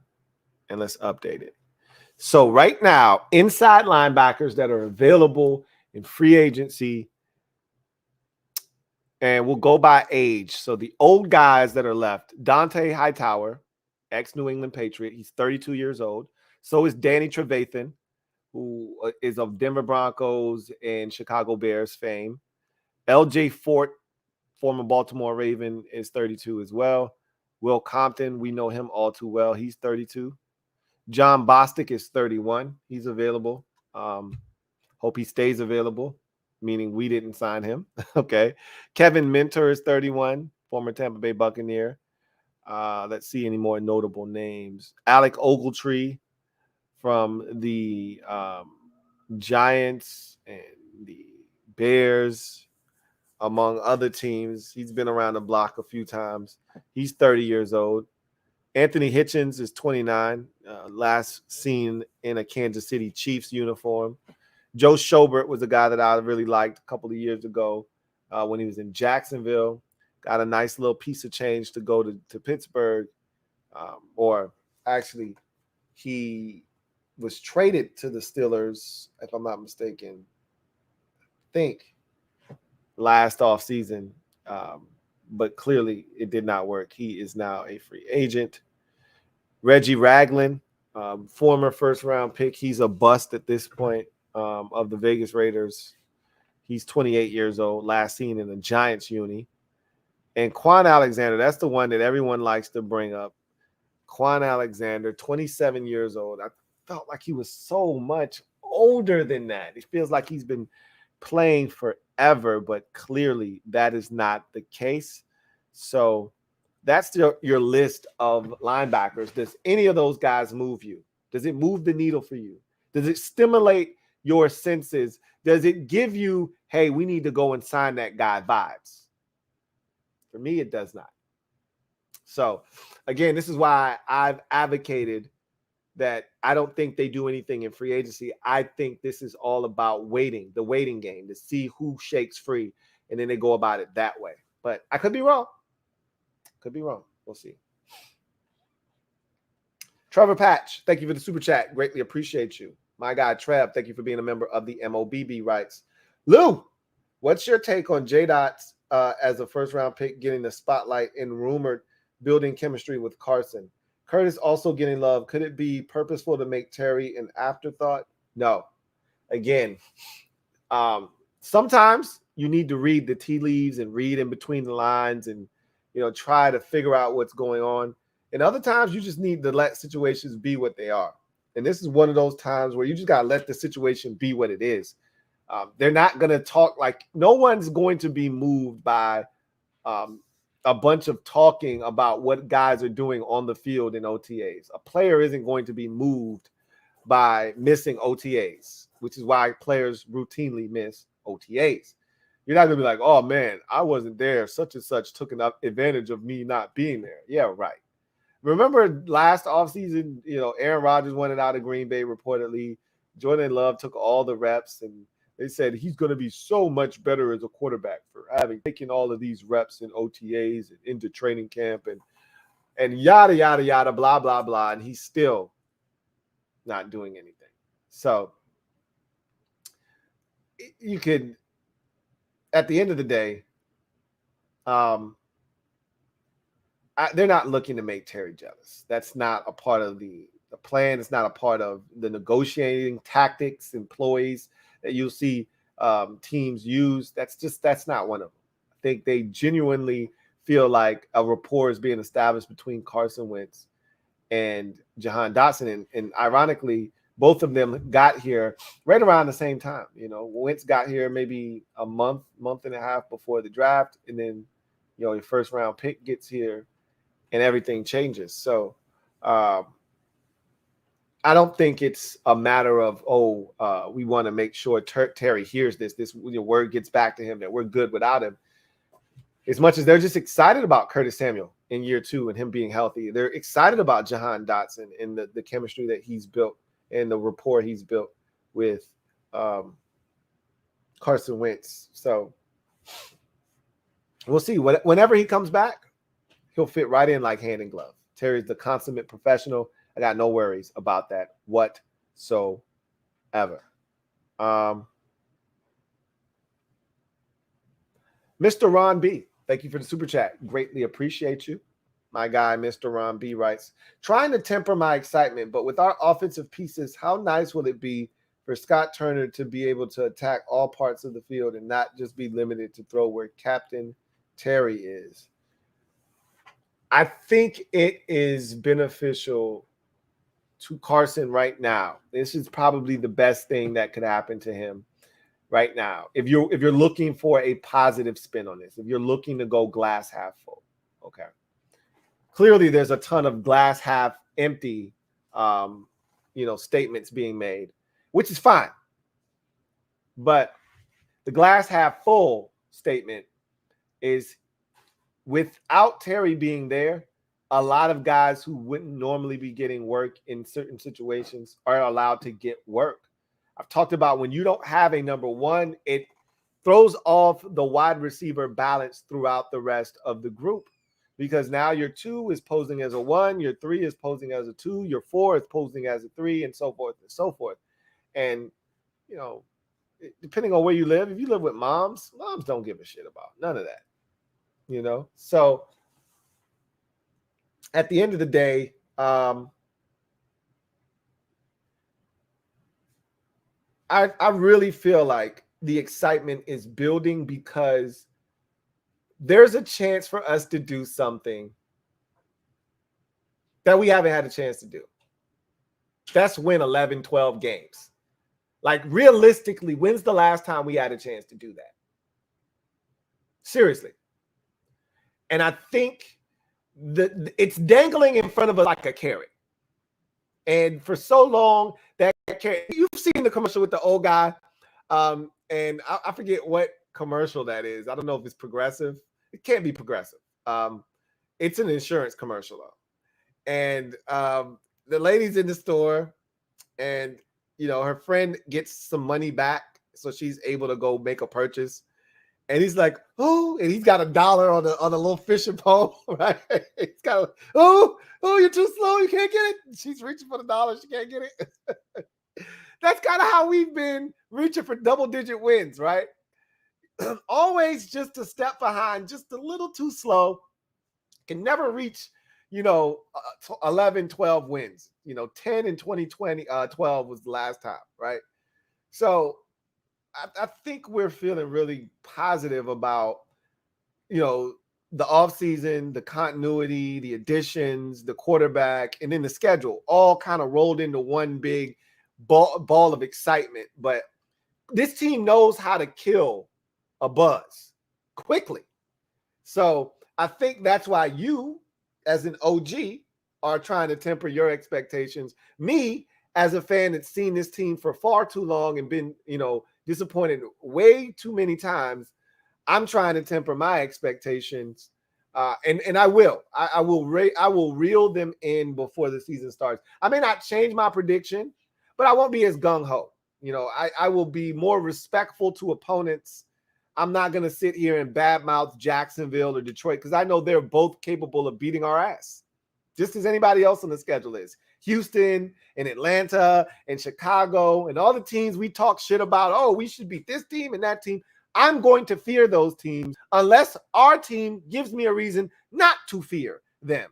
If our team comes out of the gate, smashes Jacksonville 38-3, and then goes to Detroit and disposes of the Lions 34-10, then I'm going to start talking shit, because I expect us to dispose of the little sisters of the poor. But if we get past Jacksonville 20-17 in week 1, and then we go and lose to Detroit 19-16 in week number 2, or we go to Detroit and we lose 27-23, then I'm going to shut my damn mouth and hope we beat teams and not expect to beat teams, which is what has happened over the course of my fandom. I go in expecting, I come out hoping. So I can tell you this. Scott Turner will be excited about attacking all parts of the field. He talked about that with Carson Wentz, about being able to attack all levels of the football field, because Wentz's arm is unlimited and allows you to do that. I think he's also excited about the offensive weaponry that's going to allow Carson Wentz to attack all levels of the field. You can have a quarterback with a big arm, but if you don't have any receivers that can go and get the football, what difference does it make? You don't have any receivers that can separate, what difference does it make? So being that we don't have a bunch of big receivers, big targets, we need guys that can separate. Well, we have that on our football team. And so we've got speed, we got guys that can separate, we've got guys with hands, we got guys that are athletically gifted. We've got everything we need to have this offense be explosive, and be explosive on all 3 levels. A slant can go 63 now, because we've got those types of athletes. A shallow cross with a block or 2 can go 58 yards, because we've got those kinds of athletes now. But we can also have the Terry 14-yard dig route where he breaks a tackle and takes off to the races. And then we, of course, have Terry, Jahan, and Diami and Curtis all be able to beat you vertically if you fall asleep behind the wheel and hit you for a 72-yard touchdown just like that. So you can work all levels of the field. And hell, don't forget the running backs. Don't forget the tight ends. They're going to help work all levels of the football field as well. So Scott Turner is really going to be excited about that. And for the first time since he's gotten here, all eyes won't be on 17.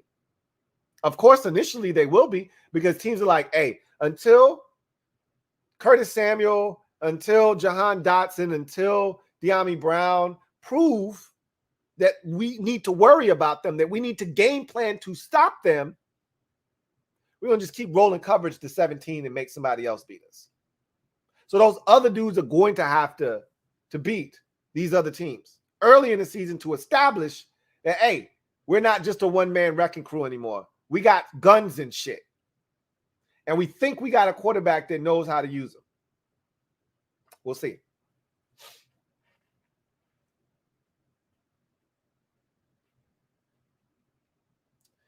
Eddie Behringer, thank you for the super chat. Greatly appreciate you.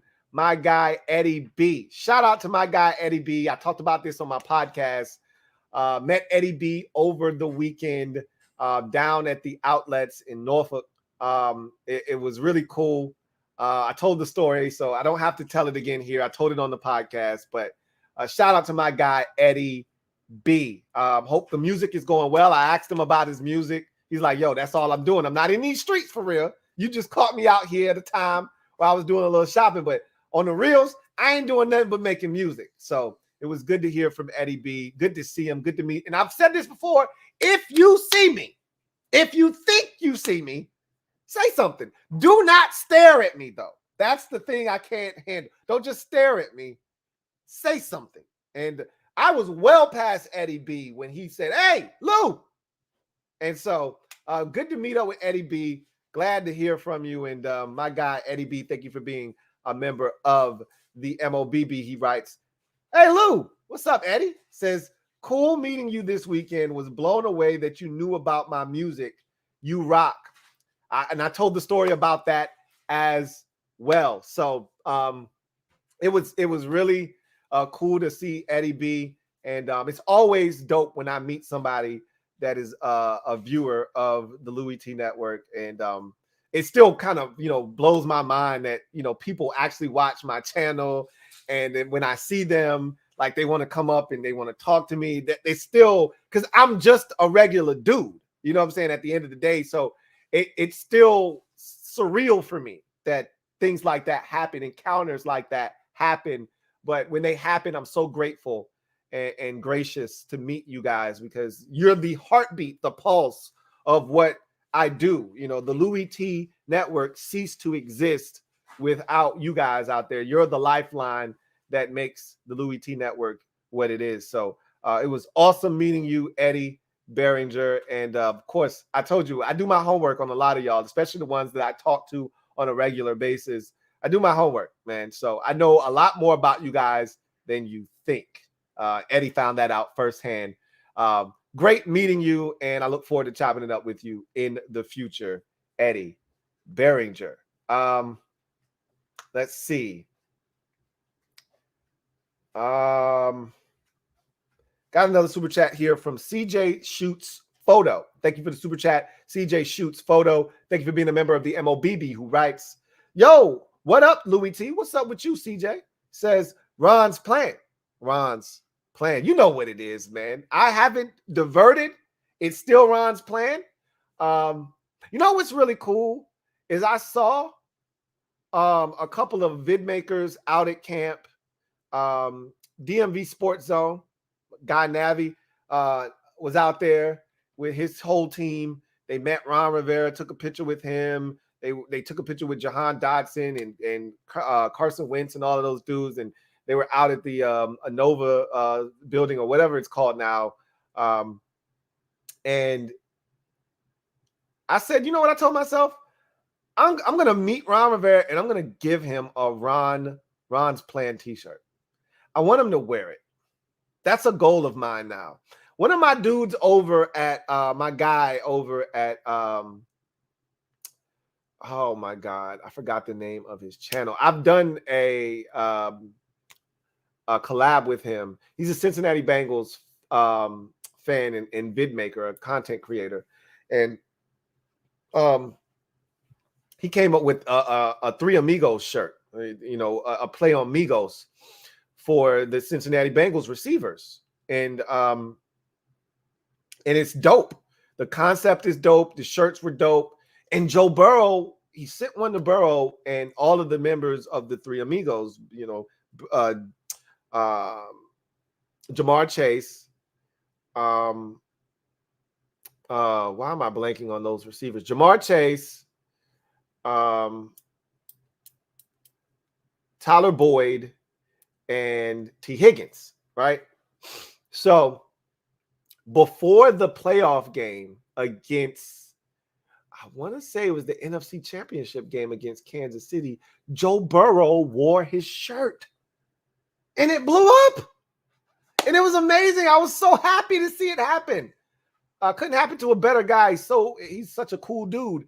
Anyway, after seeing that, I was like, I want Ron Rivera. Now, the only thing I'm nervous about is like, what if Ron sees my shirt and he's like, dude, that's an image of me. You're selling stuff with me on it. But I don't want to be a jerk, but I could be like, Ron, actually, that's me with the headset on. Like, you don't know.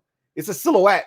But I don't think he would do that. But anyway, I want to give him a shirt. I want him to wear my shirt. I'm going to do that. I'm going to get Ron Rivera one of my shirts. And hopefully he wears it.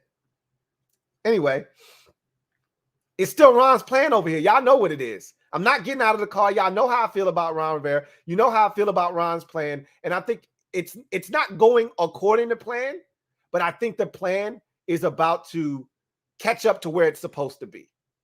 I'm feeling really good about this upcoming season, as you can tell. He says, well, the plan says Mr. Cam Curl is finding his voice as the new leader of the secondary. Hell yeah. I don't envision a third-year safety amongst a bunch of veterans being the guy that ends up being the voice that leads that group. It's hard for me to fathom that. You know, Chase Young is able to be one of the voices on that defensive line because he's outspoken, which I don't think Cam Curl is. He's more of a soft-spoken guy. If you listen to him, if you see how he moves and his demeanor, he's more of a soft-spoken guy. Chase Young is more demonstrative. He's more talkative. That's why he's assumed the leadership role. But also, that defensive line is relatively young. I mean, when you look at it, it was just guys coming down the line, 17, 18, 19, and 20, all first-round picks, all in the line. So they're all relatively around the same age. So it's much easier for a guy like Chase Young to come in and be a leader because they're all young. Whereas you look at that secondary, and none of the players are super old, but Cam Curl is going into his third season. William Jackson III is on his second contract. Kendall Fuller's on his third contract. Bobby McCain is on his third contract. Now, again, none of these guys are super old, but they're not super young either, right? So it's hard for me to fathom a young guy like Cam Curl being the voice of that secondary, but his play can speak much louder, and his actions can speak much louder than any words he can say. And his play has been phenomenal to this point. I just want him to continue to do that. You know, everything else will come, including leadership. Obviously, there's a void left by DeShazer Everett no longer being on this roster. There's a void for another guy to step up and become a leader on this team. I would assume Carson Wentz will get a C eventually, maybe not to start out, but you want your quarterback to be your captain, right? So it may not be this year, but if Carson Wentz is good and he plays well, and I right now players are gravitating towards him. I've heard nothing but good things about him, creating relationships with every single guy, not just offensive players, every single guy on the roster. So I think you're going to see some new captains this year, clearly, because one of those guys is no longer on the roster. And maybe Cam Curl is one of those guys that assumes that role. We'll see. You know, we know Terry's a captain. We know Chase Young's a captain. We know Jonathan Allen is a captain. That's all we know right now. All right. So we'll see, you know, what other, you know, guys step up. Brandon Sheriff was a captain. He's no longer here. Okay. DeShazer Everett was a captain. He's no longer here. So we're going to have some captaincies available. We'll see who steps up and grabs a couple of them. Let's see.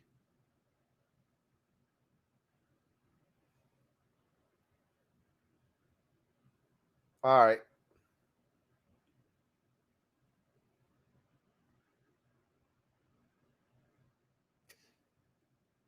All right. Let's see if we got any more super chats.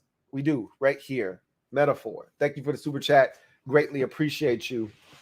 My guy, Metaphor, writes, Ron to Carson, I'll let you throw it if you like the first down.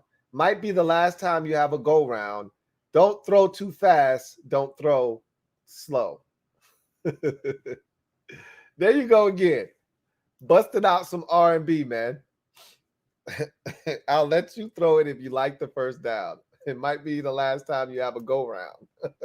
I love it. I love it. I love it. I love it. All right. I can tell you this. Just, yeah, sidebar to that.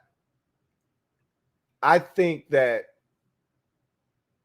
they are going to give Carson the green light to be Carson, to do the things that he's done. They're going to try to reel him in certain aspects of his game. And Carson talked about that when he first got here, that, you know, he can't be reckless. Hell, even Ryan Fitzpatrick talked about the growth that he saw from himself when he got here. Like, hey, I'm a different quarterback.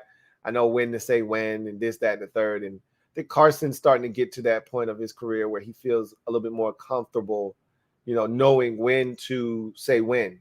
But that said, we've all seen the left-handed interception Carson, and the Carson that'll still force it, you know, despite being under duress. Or the Carson, his favorite move, and it drives me nuts, is to try to duck under a defender. That's his favorite go-to move when a guy's screaming at him and he doesn't know what else to do. Remember, Tony Romo's go-to move was spin. Guys coming after him backside, you think he doesn't see him, and he spins in the last second. Carson Wentz's move is to duck. That's dangerous. I don't like it. Me and my dad talk about it all the time.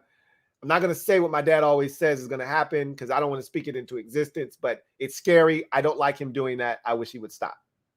Let's hope that he doesn't have many of those instances this year so that he doesn't have to do that.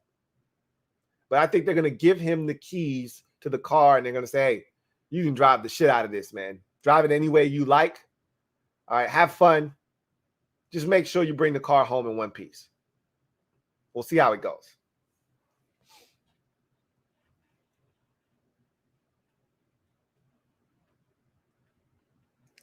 All right. Let's see. Y'all are stupid. Stupid, I tell you. Let's see. I got a super chat here from Mr. Ron B. Thank you for the super chat. Greatly appreciate you. Double up. Thank you for doubling up, Mr. Ron B. Who writes, he says, my special ops package includes Gibson, McKissick, Samuel, Captain Terry, and either Dotson or Turner. What's yours?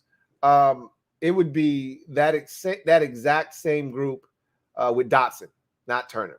But again, I've already told you this. Until otherwise notified, Scott Turner always keeps at least one tight end on the field. Always. What I'm looking to do is put my fastest players all on the field at once. So it would be Gibson, McKissick, Samuel, Terry, and Dotson. You know, those are your fastest players. If you wanted Diami to be in there, that's cool. But I think any formation with both Gibson and McKissick on the field, I think puts the defense in a bind, because if they're looking to match personnel, they're going to put an extra linebacker on the field. And then if you spread them out and you go empty, you're going to get a mismatch somewhere, especially if you're getting man across the board. So I personally would prefer, this exact same group with Dotson. There's no or for me. Dotson would be in there because of the speed that he adds and his ability to separate one-on-one. So, again, I thought in Turner's first year, we used a lot more of the two running back look, and it was wildly successful. Wildly. I thought we'd see more of it in 2021. We did not. But I'm anxious to see now with Curtis Samuel if we don't get some different looks with him in the backfield, maybe J.D. McKissick or Antonio Gibson also back there, and really throw some wrinkles at these teams defensively and give them something to think about, and future teams watching film something to think about with different wrinkles, and not just having just ghost motion a million times and never doing anything with it. So I'm excited about the prospects of that. Just all the speed, you can never have enough of it.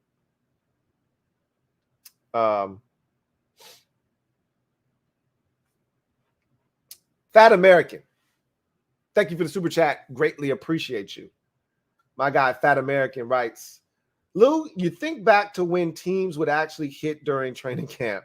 It was, 1, more beneficial for defenses to be more sound. 2, it made it easier for us to determine if a team was good or not. Yeah, I mean, when you go back and you look at how teams used to prepare, and it was a different era, of course, and the CBA really doesn't allow for much of that anymore. But it also, what it did was, I thought it gave you a real feel for how physical your team was going to be, because there were teams that, their coach would give them practices off. They wouldn't, and then there were coaches that were just going to say, hey, to hell with that. We're going to go out here and we're going to get after it. But I think, to your point, the biggest, I think the biggest drawback to not having, a lot more padded practices and more physicality at practice is just the lack of tackling. I don't think tackling is as sound as it once was. And a lot of that is just because they don't tackle enough in practice. But in the same breath, these players are fresher. They're healthier. It's less taxing on their bodies. And not just in the season, but, overall. So a guy that might have only played 8 seasons may be able to play 11 now because of less wear and tear from what he's done at practice. So there's ways to look at it from both sides. I know if I were a player, I would prefer the way they do it now versus the way they used to do it. So I have no issues with that whatsoever. And I always look at it like this, because everybody gets the same amount of padded practices. What are you doing with yours? That's the question. Everybody's got the same amount. No one's getting more than another team. So everybody's got the same amount of practices that are allowed to be padded. How you go about utilizing yours is up to you. But everybody is doing the same thing, pretty much. Like, everyone has the same amount of stipulations placed on them. So there's no advantage. So can't really be mad about that. Thank you for the super chat, Fat American. Let's see.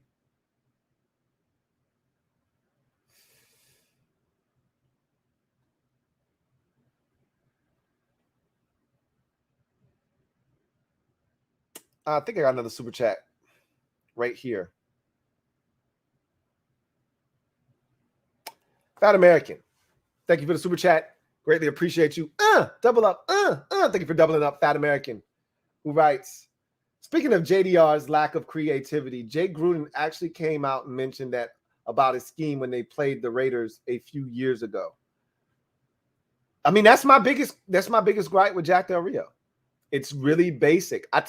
I make fun of the Eagles defensive coordinator all the time for a lack of creativity. He doesn't really, Jonathan Gannon, he really doesn't like to blitz, wants to play coverage, keep everything in front of him. It's really vanilla. It's easy to beat if you can protect.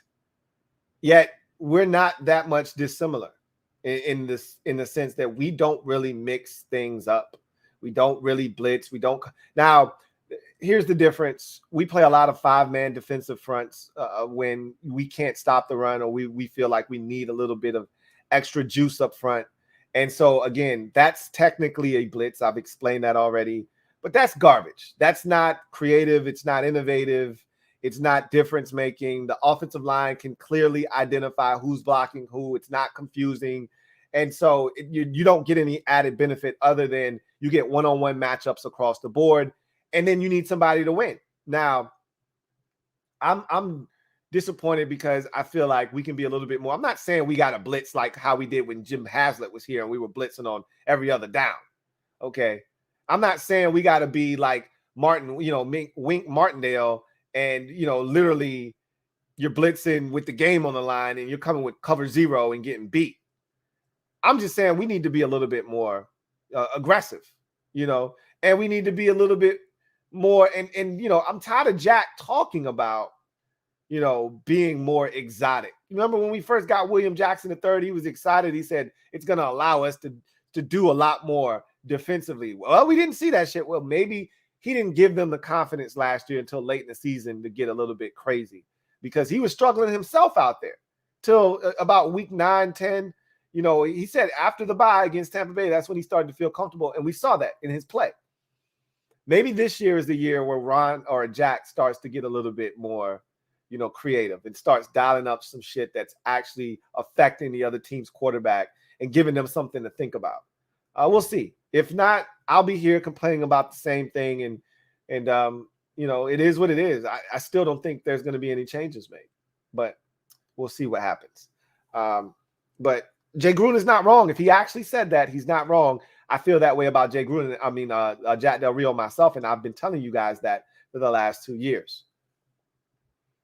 John Perez, thank you for the super chat. Greatly appreciate you. My guy, John Perez, writes, this has to be our year to win. And if we don't, there's going to be a lot of unhappy fans. Got to take advantage of this schedule. That's facts. I mean, look, there are going to be fans that are going to be pissed off if we don't win 11 games, regardless, whether we have a soft schedule or not.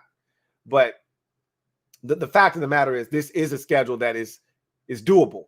Okay. And we can sit here, and again, you can sit here and say that here in June, but the fact of the matter is, anybody looking at a schedule that looks the way ours does would be feeling like, man, we could win 12, 13 games this season. I don't give a shit who you are. If Detroit had our schedule, Detroit would be, and Detroit kind of has, our schedule, because they're looking at the NFC East like food. Detroit's like, shit, we got Washington, we got the Giants. Oh, hell yeah. We should be able to beat those two teams, They're not saying that about Philadelphia. Philadelphia went to Detroit and destroyed them last year. They don't want any smoke with Dallas. But they're looking at Washington, and they're looking at the Giants and saying, why the hell we can't beat them? They're looking at the rest of their division saying, we can beat Minnesota. We beat them last year. We can beat Chicago. Should have beat them last year. And we damn sure feel like we can beat Green Bay.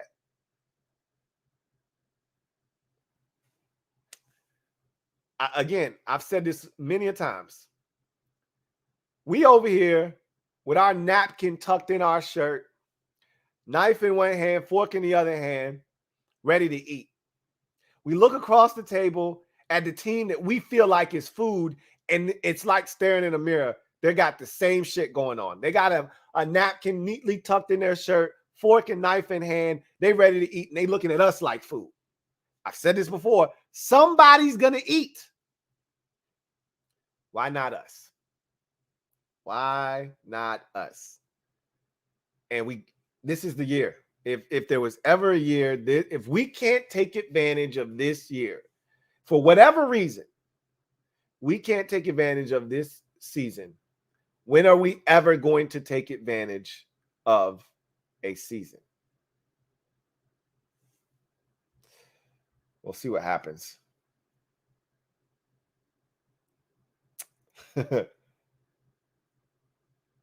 Oh, okay. I see y'all caught on. Y'all caught on to my sleepiness. I was tired as shit earlier in the stream. It wasn't until my guy Eddie B came and left me that super chat that I got juiced up and energized. But Man, I was fighting over here, man. I was fighting a good fight. I literally was talking and I was asleep. I was talking, but I was asleep. But I'm wide awake now. I got my second win. My guy, shout out to my guy, Eddie B.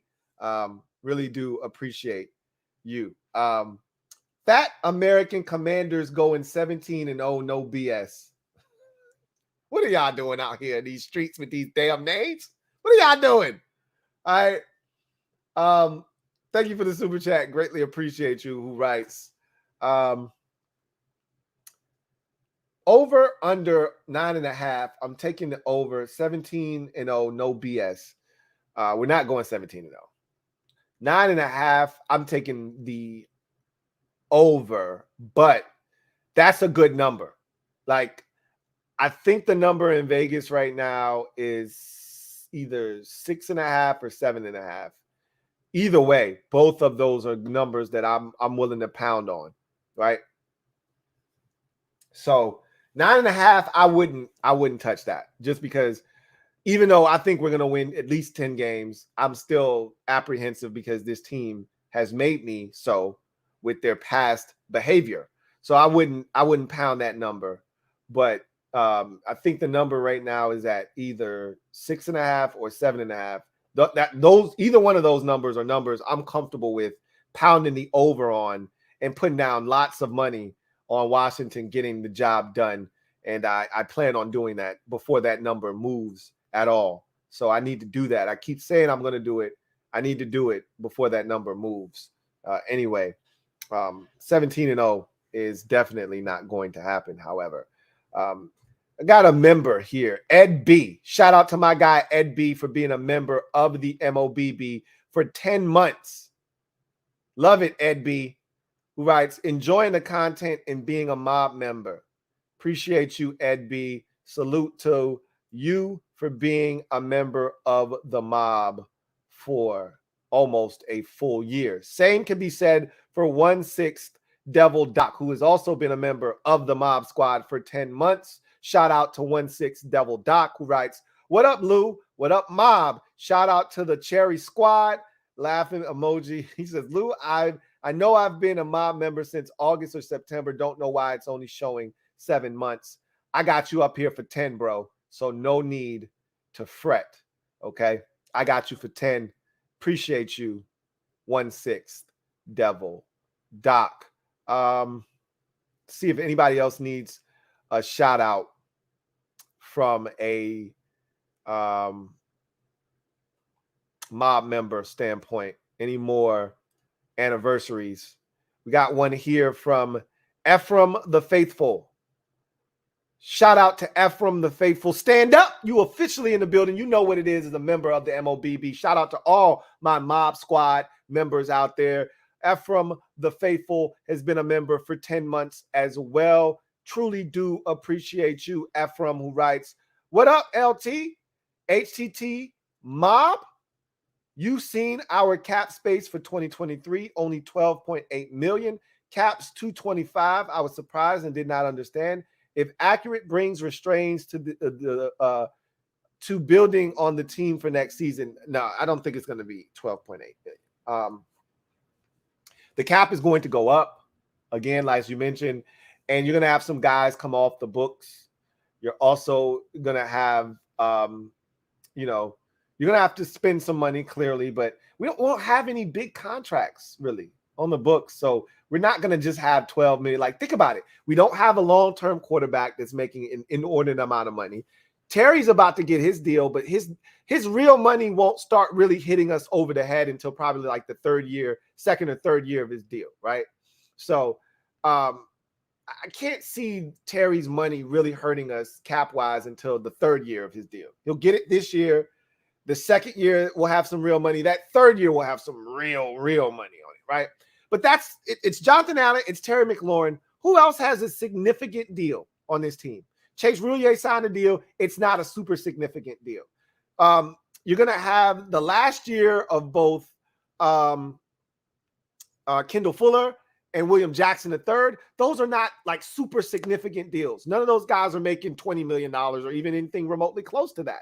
Fuller's deal was 10 per. I think William Jackson III was something like, 14, 15 per, something like that. Curtis Samuel got a deal. His deal isn't that bad. Like, we don't have a lot of money tied up into dudes.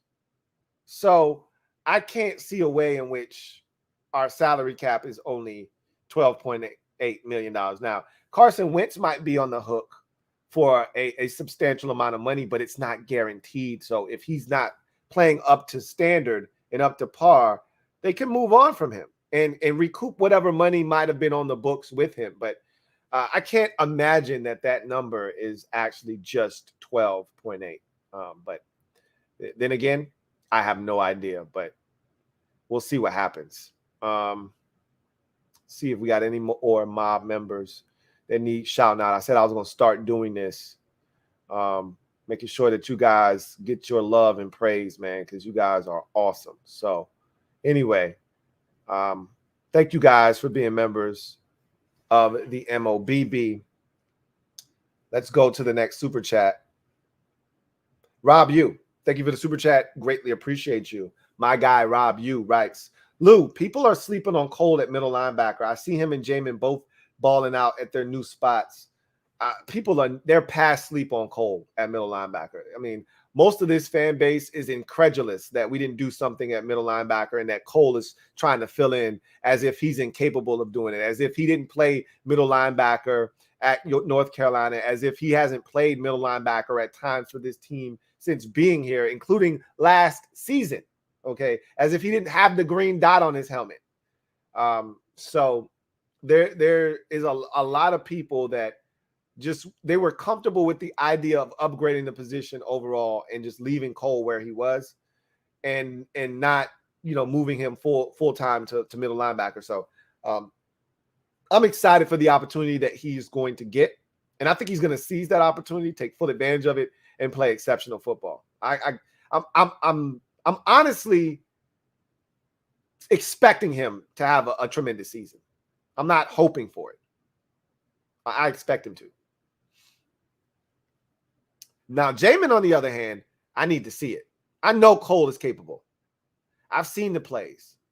I saw the interception against Dallas 2 years ago. Him running over Ezekiel Elliott on the way to the quarterback and sacking Andy Dalton. I saw him pick off Dak Prescott last year. Beautiful play. People say, oh, Dak threw him the football. Dak didn't see him. He ran where he was supposed to be and ran right where the ball was supposed to go. Dak didn't see him, and he picked it off and took it the other way. I saw him pick off Jameis Winston in the first quarter against the New Orleans Saints. I know what this guy is capable of. I'm excited to see Cole Holcomb get an opportunity.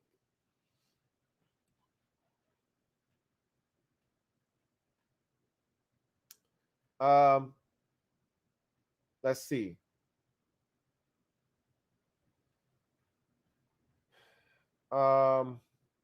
Here we go. Got a super chat here from Rob U. Thank you for the super chat. Greatly appreciate you. My guy, Rob U, writes, why isn't Gary Clark in the Hall of Fame yet? I don't think he's going to get in, man. So you got to remember, Gary Clark played the early portion of his career in the USFL. And there were a number of guys that did that. And the NFL doesn't compile your stats from other leagues and, count that towards your stats. So, some of his prime years of his career were spent playing in the USFL. And other guys can lay claim to that. Steve Young played some years in the USFL. Jim Kelly played some years in the USFL. Warren Moon played over there, or Warren Moon actually played over in the Canadian Football League.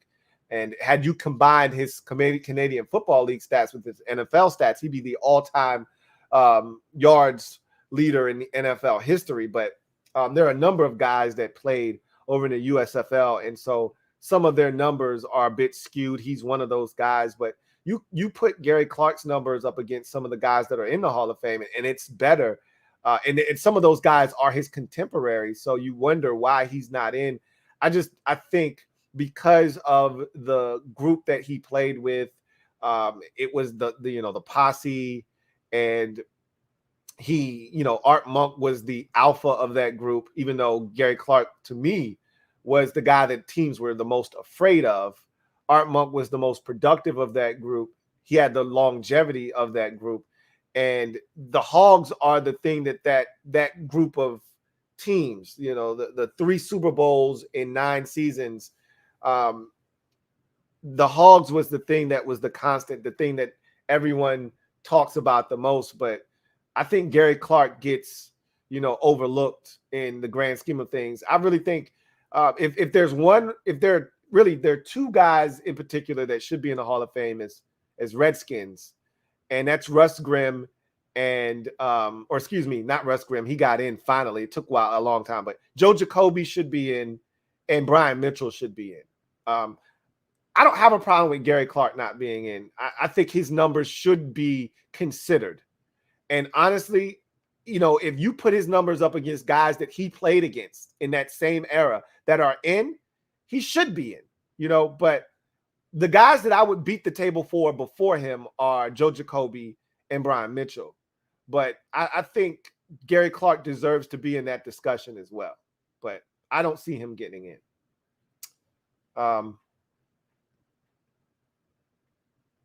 Let's see.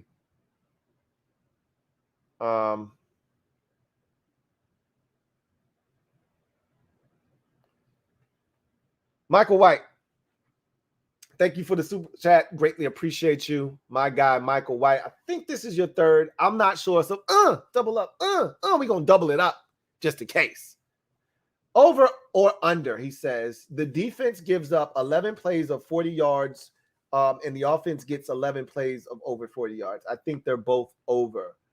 I'm going to take the over on the offense.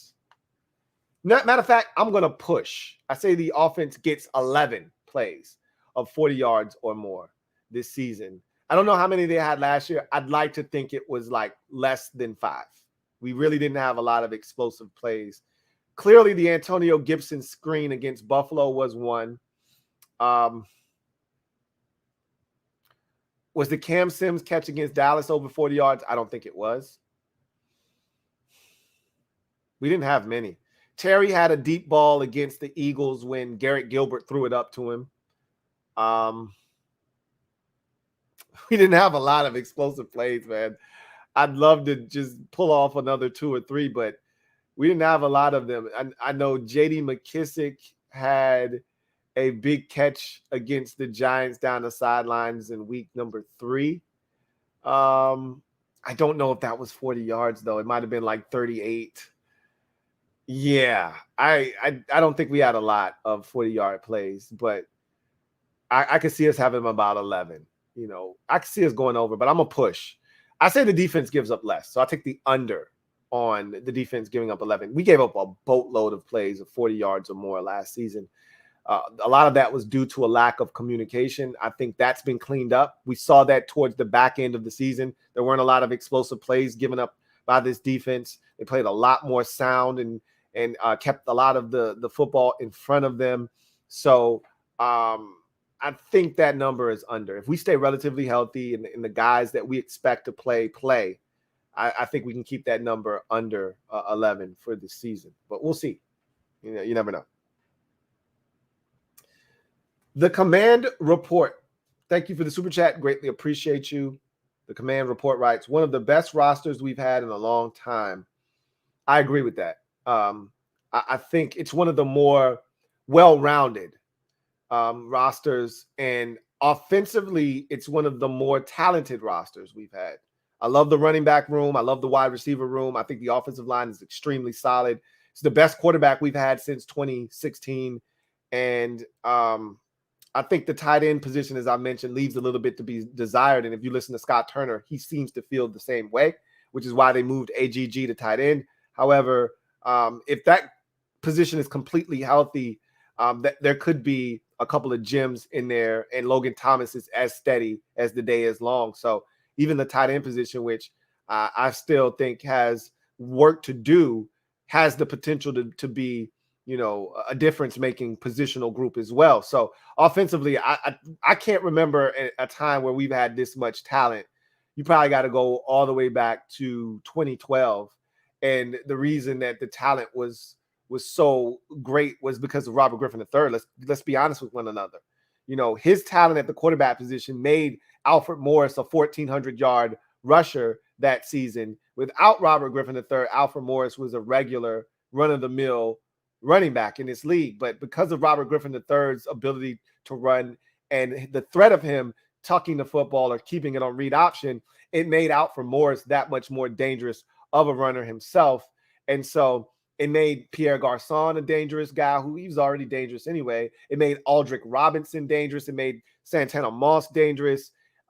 It made the team much more dangerous. So, but talent-wise, that 2012 roster can't hold a candle to what we can put on the field from a talent, speed, perspective. I just think this is one of the more better rosters that we've had. Defensively, that's where, I look and I say we could be good, but then we could be really average as well. I want to see what this defense is. I'm not as gung-ho on the defense as I am the offense, which is crazy because the offense has been putrid the last few years. The defense has been the only reason we've won 7 games, to be honest with you. And yet here I am talking about how I don't really know about the defense, but I think I'm swearing by this offense that hasn't shown me a damn thing in about 5 years. And here I am swearing that the offense is going to be the reason we're winning football games. I feel dirty even saying it that way, but that's how I feel. That's how I feel. So we'll see what happens. Kevin Bailey, thank you for the super chat. Greatly appreciate you, my guy. Kevin Bailey writes, "What up, droopy-eyed Lou?" Hey, I told y'all I was over here fighting a good fight, man. I was over here fighting a good fight. I was hoping y'all wouldn't notice, but that's one thing. Me and my wife talk about this all the time. Y'all don't miss a damn thing, okay? Y'all don't miss nothing. So if I'm over here half asleep, y'all gonna call me out on that shit. Y'all gonna see it because y'all don't miss nothing. I'm awake now. My eyes are open now. I'm pretty sure you can tell the difference between what I looked like, 40 minutes ago and what I look like right now. But I'm wide awake now. I'm engaged. And I don't know why I was so tired. You know what? I should have gotten a nap earlier, but I wasn't able to get a nap. And I didn't feel, but I didn't normally I feel tired. And I'm like, yo, I need to close my eyes before my show so I'm not up there, sleep talking. But I didn't feel the urge to take that nap. I felt fine. And then I get up here and all of a sudden I'm fighting a good fight, man. I'm over here punch drunk, and I'm like, man, I don't know if I'm going to make it, man.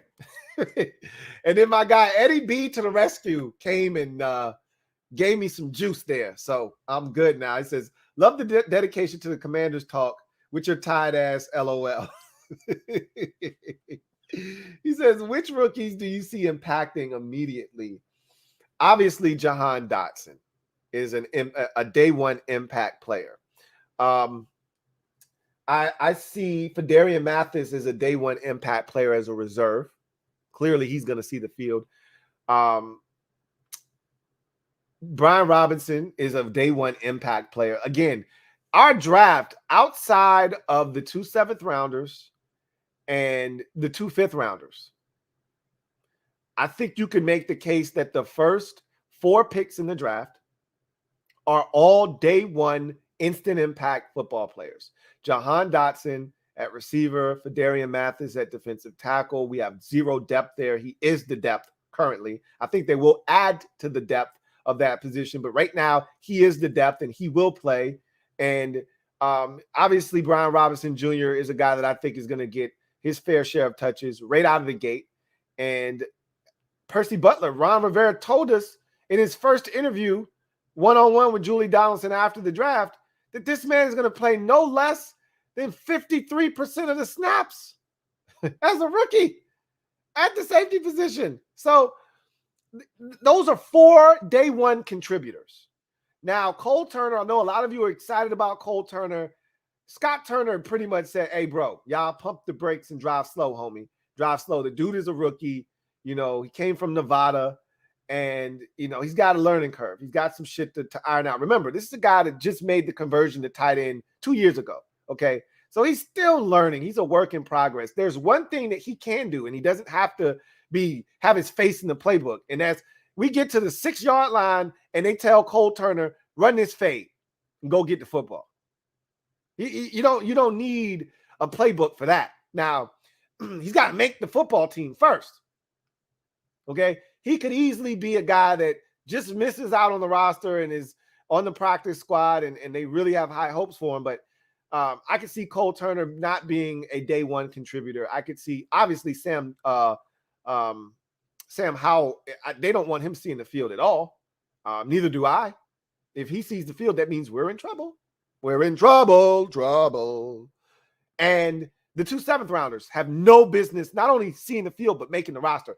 I make an exception for Christian Holmes, however, because, again, cornerback to me is up in the air. If you go out and ball, you as an undrafted guy, as a 7th round pick, you've got a chance to make this football team because we're not as deep at the cornerback position. But I say that you got 3 guys that you know are making the roster in Kendall Fuller, Benjamin St-Juste, and William Jackson III. I think Danny Johnson's going to be on this football team, and I think Corn Elder is going to be on this football team. That's 5 dudes right there. So I talk about the lack of depth at corner. We may already have 5 corners. We'll see. I don't love Corn Elder. You know how I feel about Danny Johnson. I want him on the squad. So I think there's a chance for someone to come on, strong during camp, similar to the way the dude that tore his ACL against the Falcons did in the preseason and make the football team. I think there's an opportunity for someone like a Christian Holmes or the undrafted kid out of I think it's Virginia Tech that tested well and they ended up signing after the rookie minis. I think there's a chance for one of those dudes to make the football team as a cornerback. But outside of that, I don't really see any of the 5th or 7th rounders being immediate impact guys. But the first 4 picks, all 4 of them, immediate impact guys, day number 1, right out of the gates. They're getting snaps, and they're going to be counted on to make plays. Thank you for the super chat, Kevin Bailey. And thank you for calling me out on being sleepy as hell for a while there. Don't let me slide on shit. I ain't letting y'all slide. Don't let me slide. Red Wings 01. Thank you for the super chat. Greatly appreciate you. My guy, Red Wings 01. Writes, Colts 2021 O-line ranked 30th in pass pro while we graded top 10. Colts just had Michael Pittman while we run 5 deep. I'm not saying, I'm just saying. I said the same thing on the podcast. I want to say yesterday, if not on the podcast, on one of those uploaded videos that I did last week. I said the exact same thing. Like for all of those people, because you had people out here swearing that how's Carson Wentz going to be more successful with this team when he had everything he could ask for in Indianapolis. He had a number 1 rushing attack. He had a tremendous offensive line. He had weapons, and he had a great defense. None of that is that in Washington. He can't be better here. And I'm like, okay, so let's dissect this faulty-ass comment that you just made. Number 1, his offensive line was not great. Yeah, they were great at run blocking. They were terrible in pass pro. Okay, and I'm not here to throw the 30th or this number because I'm not a statistics guy. You know that. I don't care what PFF ranked their offensive line. I watch the games, okay? I give you the eyeball test. I can tell you their pass protection wasn't worth a damn. And yeah, they had some injuries up front. I don't give a shit. We had injuries up front, but we still got it done, okay? So our offensive line was better than their offensive line. Overall, their run blocking was significantly better. Our pass blocking was significantly better, but our run blocking wasn't terrible. We still had a 1,000-yard rusher. It's not like we had minced meat over here. So our offensive line, much better than Indianapolis's, okay? Now, as far as weapons are concerned, are you kidding me? Are you kidding me? Literally, Carson Wentz was throwing to Nyheim Hines. He's a running back. And 2 tight ends. Jack Doyle and Mo Alley Cox. And then he was throwing to Michael Pittman Jr. That was the extent of what he had to work with as skill position players. Oh, and Jonathan Taylor caught it out of the backfield as well at the running back position. Don't talk to me about weapons. He didn't have much. Yeah, his run game was dominant. Yeah, he was able to lean on that. Yes, their defense was outstanding. You're not getting any disagreements from me here, okay? But there were times where they needed the defense, like against the Raiders, and the defense didn't come up and get the job done for them. So I said all of that to say this. Carson Wentz is in a better situation this year than he was last year. We can debate about it. You don't have to agree with me, but I feel the way I feel. You feel the way you feel. We'll see who ultimately ends up right, because last time I checked, the Indianapolis Colts didn't make the playoffs last year, despite a great defense, despite having the number one rush offense or number one rushing player, running back in the league in Jonathan Taylor, and, you know, having a team that was built to make the postseason. They didn't make the playoffs. And you can blame Carson Wentz down the stretch. You can blame whatever you like. They won 9 games. They won 9 games. Somebody was like, well, we play in a worse division and he played in a worse division in Indianapolis than in Washington. Says who? Says who? And I'm not here to debate that, because I do think their division is worse than ours. Okay. However, they struggle with Jacksonville in Jacksonville. That's a thing. Okay. And if you don't know about I always tell you, keep your nose out of other people's family business. If you don't know about their family business, shut your damn mouth. Okay. You don't know about another team's family business, stay out of their business. It's not yours. Mind yours. Okay. Mind the business that pays you. Okay. Jacksonville always beats Indianapolis in Jacksonville. Doesn't matter who the quarterback is. Goes all the way back to Andrew Luck. Facts. They just do. So that's what family business is all about. So while you look at that division and say, oh, that division is trash, they have their own struggles within the division, because that's what family business is all about. So I said all of that to say this. Wentz is in a much better situation here in Washington. I talked about building up the roster and dropping the quarterback in the middle. Have I not talked about that for the last 2 years? That's what Ron's plan was all about. Building the infrastructure of a roster and having it be ready to insulate a quarterback whenever you find that guy. We're hoping we found that guy, but we've got the roster ready to win right now. They finished putting the finishing touches on a roster that needed work going into the offseason. Well, they put those finishing touches on the roster this offseason by not doing much, just adding a few pieces, adding a couple of or 3 ex-Carolina Panthers, couple of guards, F.A. Obata, defensive end, by bringing back all of the necessary pieces, J.D. McKissick, Bobby McCain, guys like that. Then you infuse this team with some more youth in the draft. Jahan Dotson, Fedarian Mathis, Brian Robinson Jr., Percy Butler, Cole Turner. And you just look at everything that we have now. You're getting Montez Sweat back. You're getting Chase Young back. Jamin Davis is in year 2. De'Ami Brown is in year 2. Sam Cosmi is in year 2. Benjamin St. Juste is healthy and in year 2. These are all guys that show promise in year 1. Sam Cosmi and Benjamin St. Juste. And there were flashes from Jamin. I know some of you don't love Jamin. There were flashes last year with Jamin. Impressive ones. If utilized correctly, he's a problem. De'Ami showed flashes last year, okay? John Bates showed flashes last year. There's reason for optimism and excitement. So, I'm with you, Red Wings 0-1 all the way. All the way. Ed B, thank you for the super chat. Greatly appreciate you.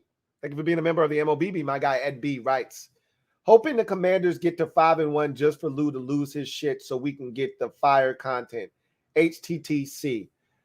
You already know what it is, man. I lost my shit when we won 4 in a row last year, and I started talking cold hard cash to the other members of the Super Friends. You already know. You already know what it is. We start the season off. We don't even have to go 5-1. We go 3-1.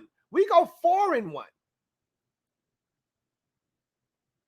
I'm going to start talking crazy.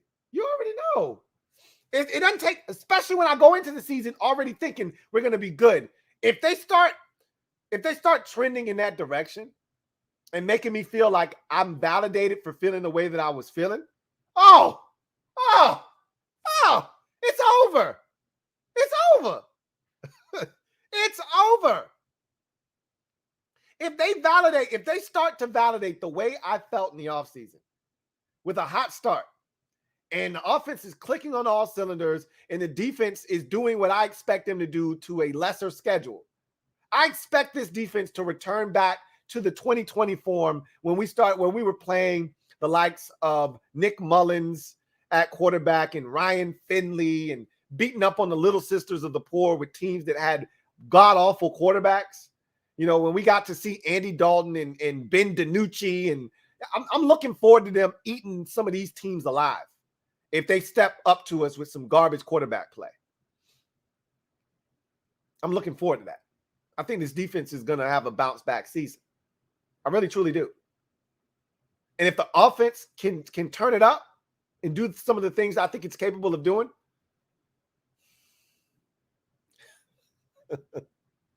you've been warned. That's all I'm going to tell you. You've been warned. Okay? Anyway. Let's see. All right. See where we left off at. All right, we left off right there. So my next super chat is from Duncan Wright. Thank you for the super chat, Duncan Wright. Greatly appreciate you. My guy Duncan writes, if Rager hadn't dropped the ball against the Giants, you guys would be talking different about him. With our wide receiver core, you really think you can stop our passing? Eagles will take the NFC East. Of course we think we can stop. You have Jalen Hurts at quarterback. Yes, I think I can stop your passing attack.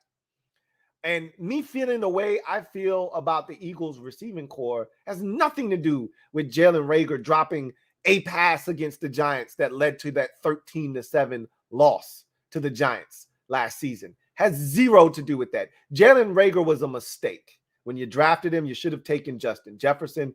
That's why I feel the way I feel. But forget about all of that, okay? You got A.J. Brown now. You have Devontae Smith. You got Quez Watkins. You got some receivers. To hell with Jalen Reagor. And maybe now that he's an afterthought, he plays better. But to hell with Jalen Reagor. It doesn't matter who you have at receiver. I feel like it doesn't matter who you have at receiver. Because you got Jalen Hurts at quarterback. When are you going to get that through your thick skulls, Eagles fans? I'm not talking about your skill positions. You got skill position players for days. You got a bunch of running backs. You got a bunch of tight ends. You got receivers. That's not the problem. Your offensive line is really good. One of the best in football. That's not the issue. The issue is Jalen Hurts, which is why you need a tissue. Givenchy, bless you. Wake up. I was asleep earlier. I'm up now. You can't slip that shit past me. Nice try, though. Come on, Duncan. You know right from wrong. You see what I did there, Duncan? You know right from wrong. Come on, Duncan. Come on. Be better than that. Anyway, I digress. Thank you for the super chat, Duncan Wright, man. Really do appreciate you.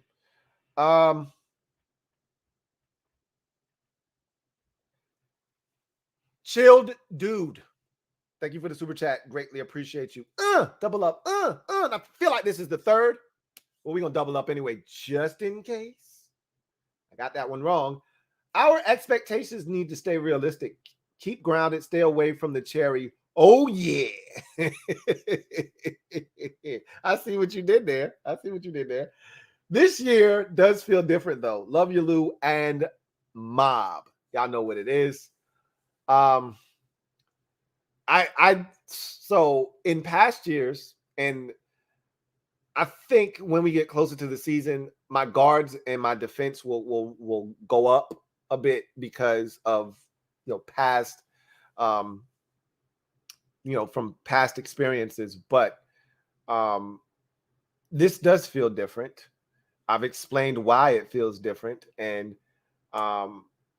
I'm hoping it's different this year, but there's always that sinking feeling in the back of my skull, not in the pit of my stomach, in the back of my skull, in my subconscious. There's always this, hey, this shit could actually backfire and fall flat on your face. All this shit you're talking, right? Yes, I know who my favorite team is. I'm well aware. So there's always that sinking, feeling that, when do y'all win 11 games? When do you win 12 games? When does that ever happen? It doesn't. So what makes this year any different? I've already told you why I think it's going to be different, but they got to go out and do it. So I'm going to stay relatively grounded because my feet don't leave the ground. My team doesn't allow my feet to leave the ground. I have to stay grounded. Because if I don't stand for something, I'll fall for anything. And this team, trust me, they've tried to sell me a dream on multiple occasions. So I got to stay 10 toes down. Because if you allow them, they'll sweep you right off your damn feet and sell you a damn dream, and you'll be over here crying a damn river by season's end. I've seen it done to many of fans. I've seen dudes crumble, So I'm going to stay grounded. That's all I know how to do. But I do feel like this year is different, but they gotta do it. They gotta go out and prove it, man.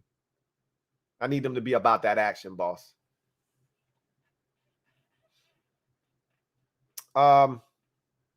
Let's see. See where we left off at. Yep, we left off right there. And got a super chat here. Chilled Dude, thank you for the super chat. Greatly appreciate you. My guy, Chilled Dude, writes, Lou, Ron's plan hat would be dope. Hit that like. It would be a dope hat, but I always like to produce stuff that I would wear. I wouldn't want to wear a shirt and a hat, a Ron's plan hat. But maybe you don't have to wear both, right? You could just wear the hat. I think that hat would look dope, if done correctly. But yeah, the shirts. I love the shirts. I love my Ron's plan shirt. So anyway, thank you for the super chat, Chilled Dude. Mark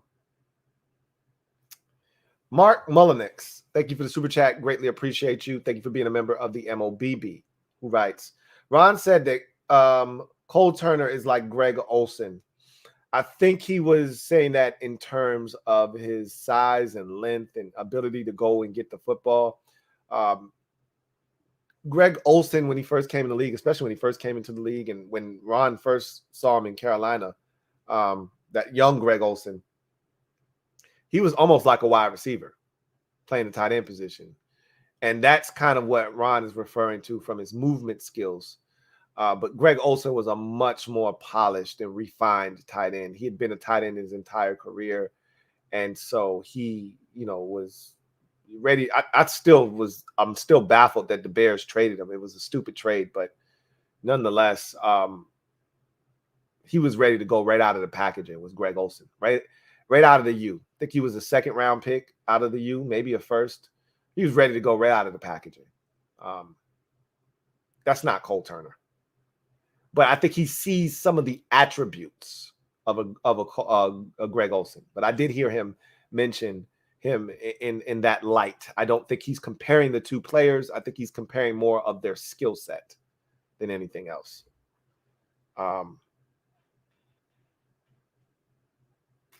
Hunter Hodovic, thank you for the super chat. Greatly appreciate you. Thank you for being a member of the MOBB. My guy, Double H, Hunter Hodovic, writes, what's up, T? Curious if you had to sit down with one Washington player all time and have a conversation with them, who you picking? Much love, HTTLTN. One player in the history of the organization. Well, my favorite player, was Sean Taylor. Now, you go back a bit to the greats that have played for this team. There are several guys that I would probably want to talk to from when they were winning Super Bowls. Because I would like to hear some of the stories. I've heard a lot of them. Rigo had a radio show multiple times for many years, so you've heard a lot of stories from him. I've heard Gary Clark talk many times. Darrell Green is another guy, and I would love to hear some of the stories too, though, not just the great years, but I'd love to hear, like, Darrell Green's last year was that Marty year, and Marty came in and pissed off all the veteran players. Bruce Smith, Darrell Green, Deion Sanders, all of the old guys. None of them wanted to do the Oklahoma drill and none of that shit. I'd love to hear, like, some of those stories as well. But then I want to hear some of the Spurrier stuff, I want to hear some of the stuff with and I love hearing the Cole, the Chris Cooley and the Santana Moss and the Clinton Porter stories about Jim Zorn and the years with him, and like that shit is fascinating, right? The dysfunction and some of the nonsense that because it gives you some clarity and it puts everything in its proper context. Oh, that's why we were so cheeks. That's why we were ass-tastic. It all makes sense now. So there's that element as well. So I mean, I said all of that. My guy would be Sean Taylor. I would want to talk to Sean Taylor. But I'd want to talk to a lot of people. I want to talk to Greg Williams. Did you have bounties back in 2005? Were you putting bounties on players back in 2005? Like, and I need you to answer my questions truthfully. You know what I'm saying? Like, I'd love to talk to some of those dudes, man. Like, I'd love to talk to Darrell Green about the punt return against the Bears, in the playoffs in 87 on the road against Chicago. Love to talk to him about that, Anyway, I digress. Thank you for the super chat, Hunter Hadovic.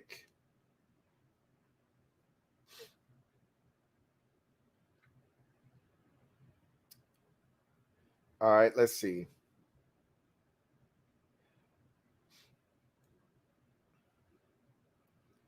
All right, got another super chat here.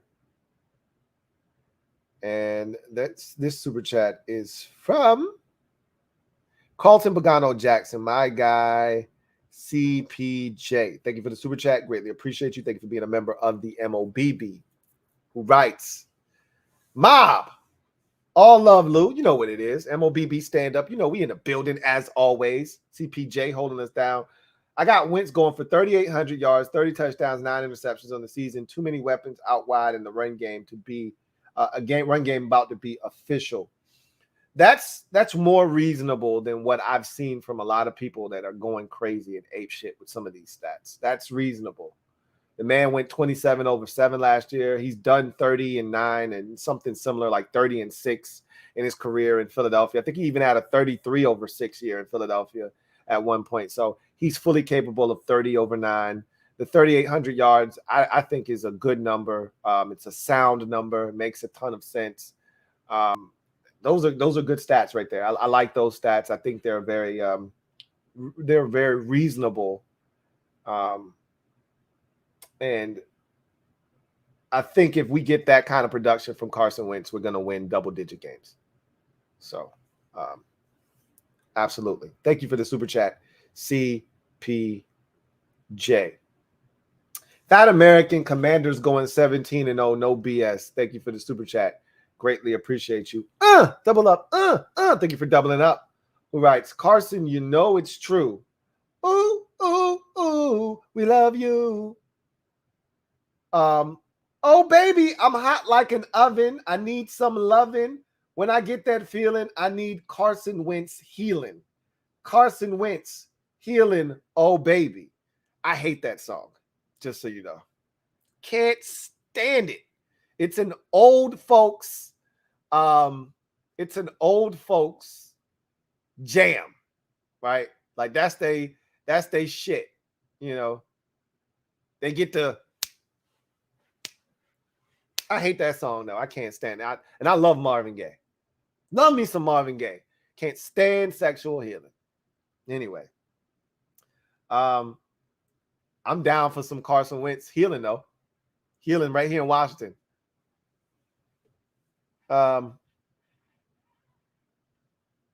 Metaphor.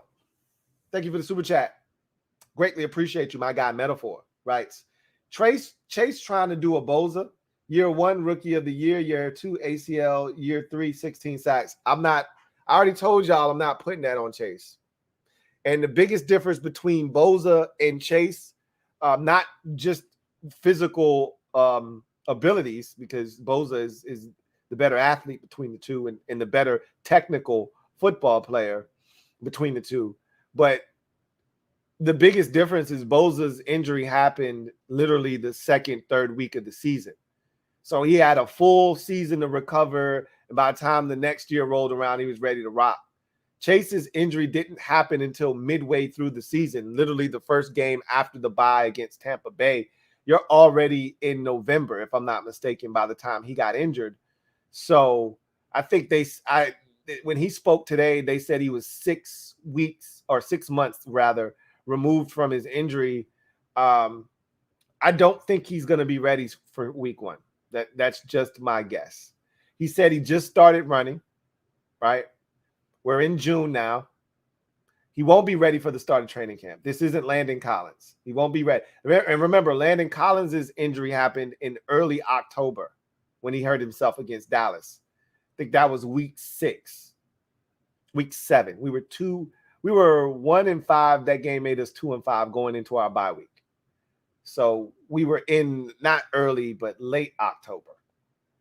We were in mid-November when Chase went down. So almost a full month further ahead of, later, I should say, than Landon's injury. So I don't see him being ready for training camp. And I wouldn't be shocked if he started the season off, not necessarily on the PUP list, but started the season off not playing the first game or two. So that's going to impact his stats clearly. And I just don't see him coming back and just dominating. I see him with 7.5, 8 sacks, though. And if he does that, I'll feel really good about him moving forward. But, anything north of that, shit, I'm blown away. Anything less than that, I don't know. I'll be a little bit disappointed, that's for sure.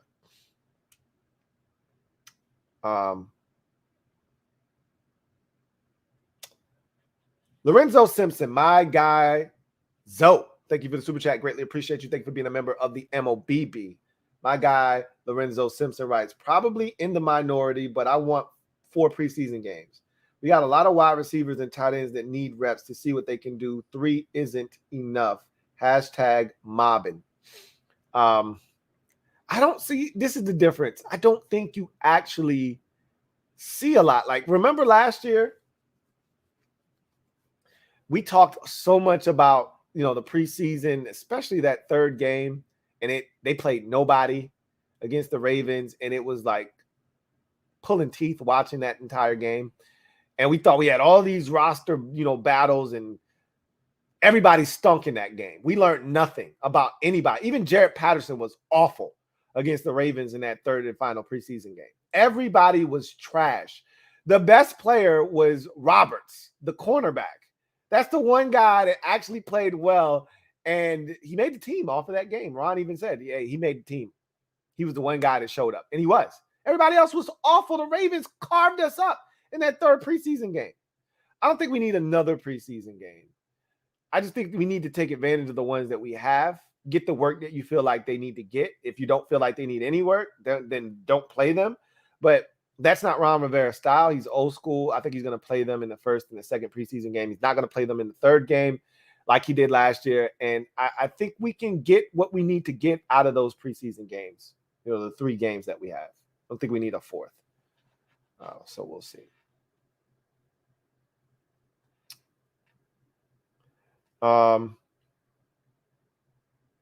Let's see. Joseph's Journey. Thank you for the super chat. Greatly appreciate you. My guy, Joseph's Journey, writes, I think Howell will be our starter in 2 years.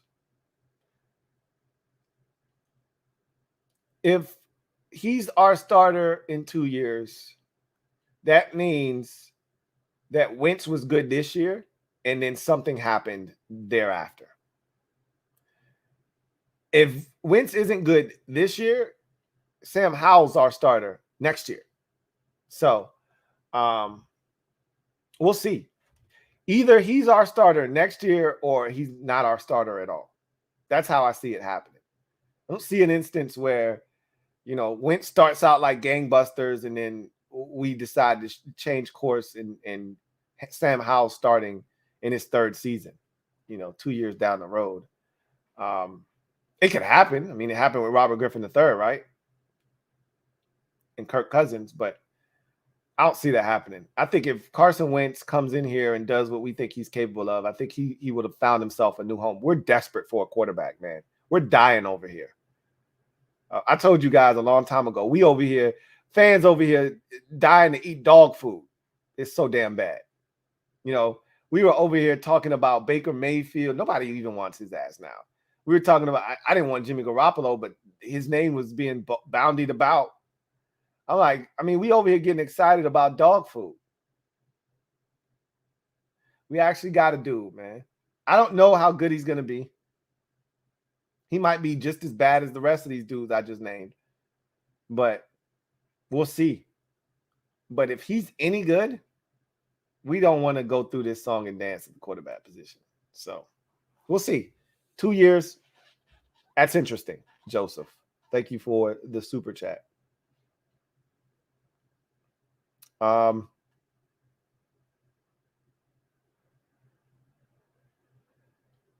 Let's see.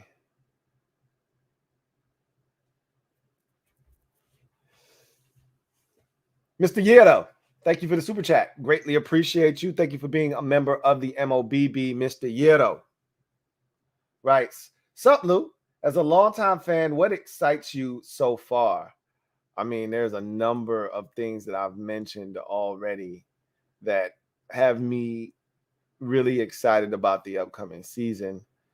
For one, the quarterback position clearly is the number one biggest reason I'm excited because I've said this already. We haven't had a guy since 2016. Kirk in 2017, we knew he was on the way out. That roster wasn't as talented as 16 or 15 because there was no D-Jax and no Garcon. And Jordan Reed was banged up. And, that 17 season, our roster was a shell of itself. Chris Thompson got hurt like maybe week 8, and it was just a mess. That's number one. We got a quarterback. I don't know how good he's going to be, but we got a quarterback.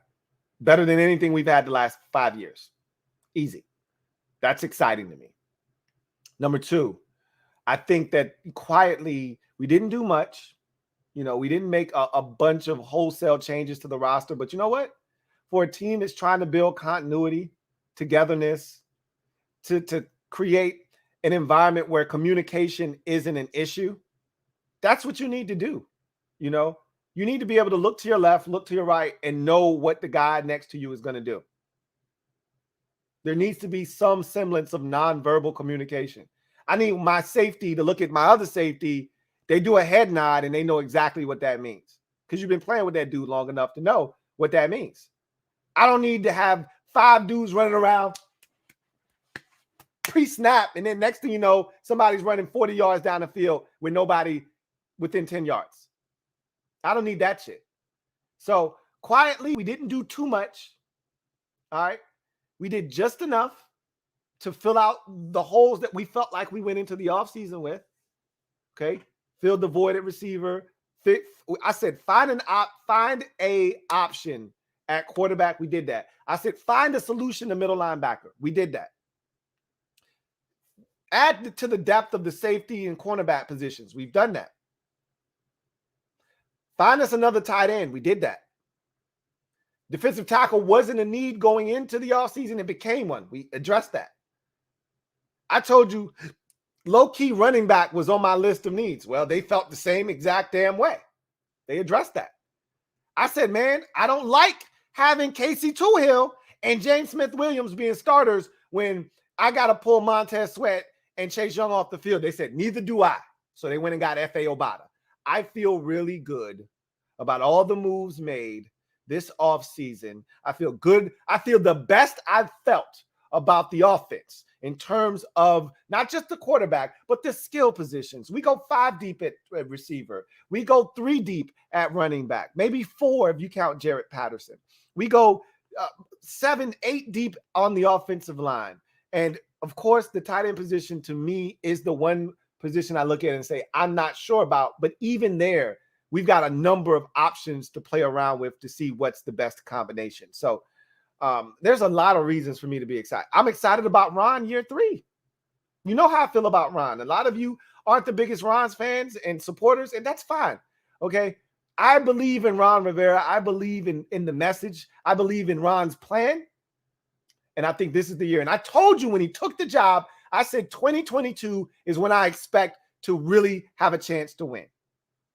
I said it then. I meant it then. I'm saying it now. I believe it now. So, yeah, those are the reasons that I'm excited. And there are more. I could list more, but those are the ones on the surface that get me excited.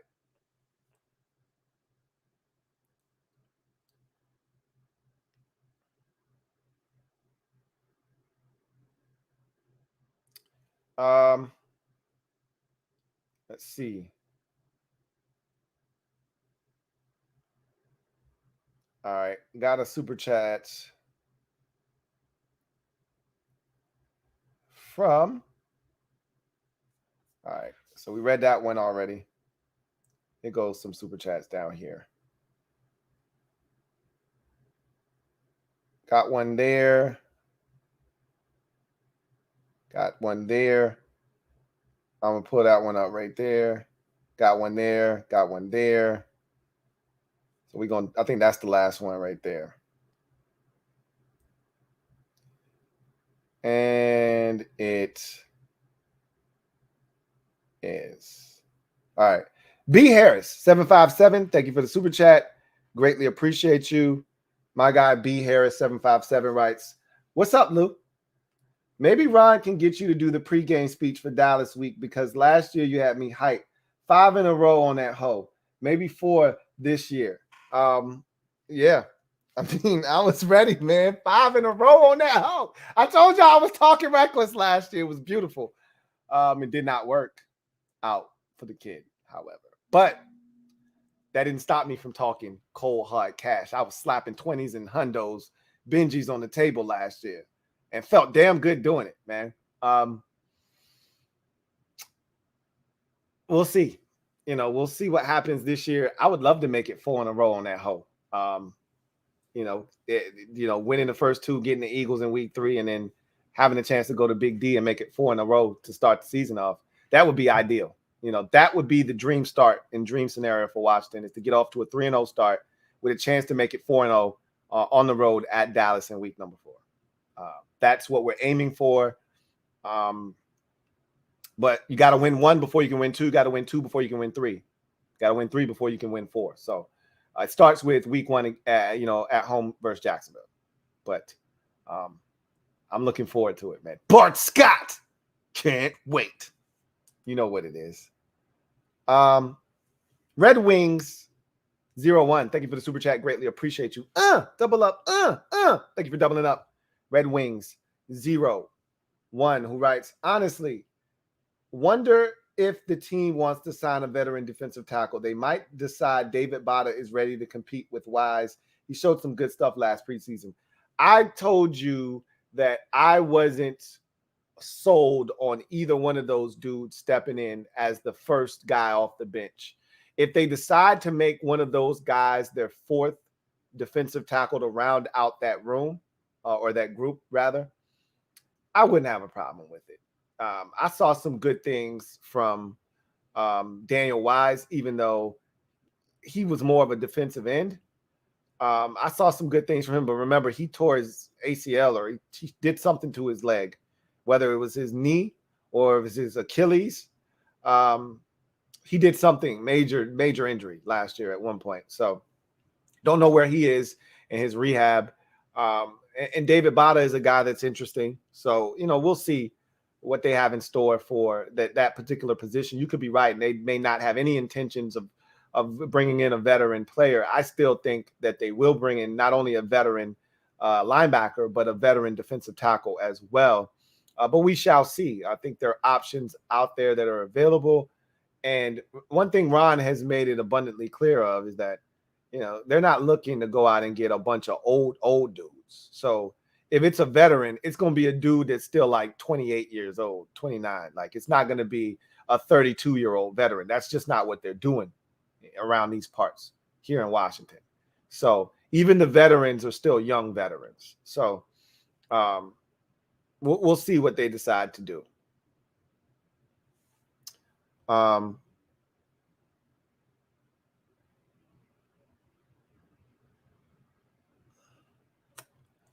Mr. Yeto, thank you for the super chat. Greatly appreciate you. Double up. Thank you for doubling up, Mr. Yeto. All right. Was that a Hamilton line? LOL. Maybe I'm tripping.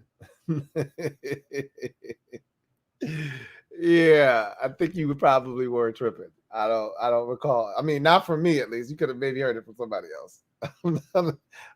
What line are you talking about? I say a lot of shit. All right, I say a lot of shit. So I might have slipped something in there, but I think you were tripping. I think you were tripping. Remind me what line you're referring to. I'll be able to help you. Anyway, my girl Condo P. Condoleezza Perry, thank you for the super chat. Greatly appreciate you. Thank you for being a member of the MOBB, my girl Condo P. Right. Cherry Squad, we got. Mob in the building, you know what it is. Appreciate you, Lou. Smash the like button and sub up the channel. Y'all heard the woman. Do that damn thing, okay? Hit that like button if you haven't already done so.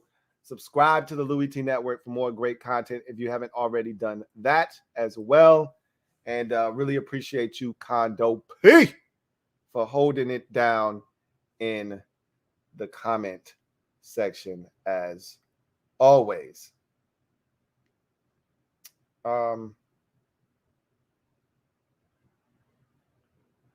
Let's see.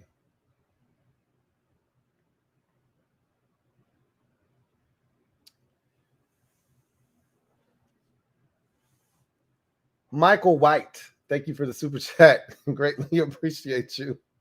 I gotta say, D Shift says, Louie T, did you walk in on your people doing it to that song or something? How you hate a classic? It's almost like how I treat oodles and noodles. I ate it so much as a kid, and Kool-Aid.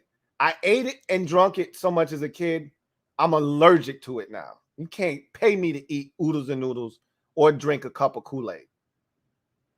Call me bougie, call me whatever you like. You can call me whatever you like. Yeah. I won't touch either of those things. I had it too much. I think I feel the same way about sexual healing. I heard it so damn much as a kid because my dad is a music connoisseur, which is why I love music the way that I do. And I've had my cup overrunneth with sexual healing. Anyway, Michael White says, so Lou, Braves still have a chance. Those Mets looking amazing. Yeah, we still got a chance. You don't have to win your division to win the World Series, right? Last time I checked, you just got to get in the postseason.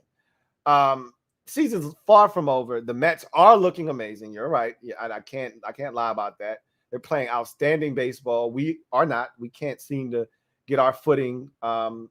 We haven't won 3 games in a row all season, so it's been a struggle. But I knew it was going to be a rough season when Freddie wasn't back, even though I understood what they did, and I supported their decision to move on from Freddie Freeman. But when you break up the nucleus of a World Series team, you're asking for trouble. But there's still time to resurrect this thing, turn it around. The Mets are a streaky team. I've seen them get off to hot starts only to fizzle out So I'm not giving up. But not only are the Mets playing good ball, the Phillies are playing much better than us right now.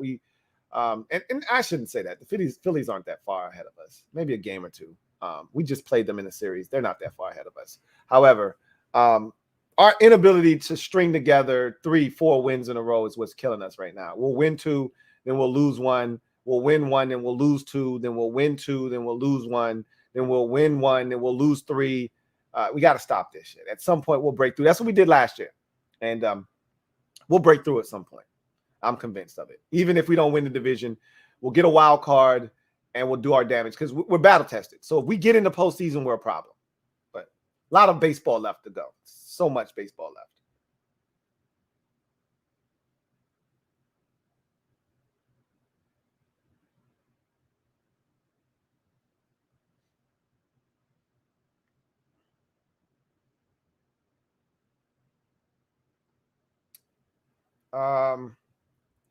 Ephraim the Faithful, thank you for the super chat. Greatly appreciate you. Thank you for being a member of the MOBB and a loyal, faithful member. 10 months, as I read earlier. Really appreciate you, Ephraim the Faithful, who writes, greetings from Brazil. Awesome. Redskins fan since 1981. Love. Not sure how to take that. Your work, dedication. Truly a pillar for this community. Keep up the good work. We'll be here to support you always. Best wishes to you and your family and the MOBB. Likewise, Ephraim, thank you so much for the support. Nothing but blessings upon blessings upon blessings to you and yours. And thank you guys. And thank you in particular for the support. And I look forward to chopping it up with you in the future, man. Thank you so much for the support. Let's see. Got a super chat there. And super chat there. So let's take this one. Right, cheer. Martin Matthews. Thank you for the super chat. Greatly appreciate you. My guy, Double M. Thank you for the super chat that writes. Who writes, I should say. Hey, Louie. What's up, Martin? Says, they are saying that the Eagles have the best O-line in the East/league, and I am not worried about Jalen's passing, but I am worried about his feet. Do you think we put a spy on him this year?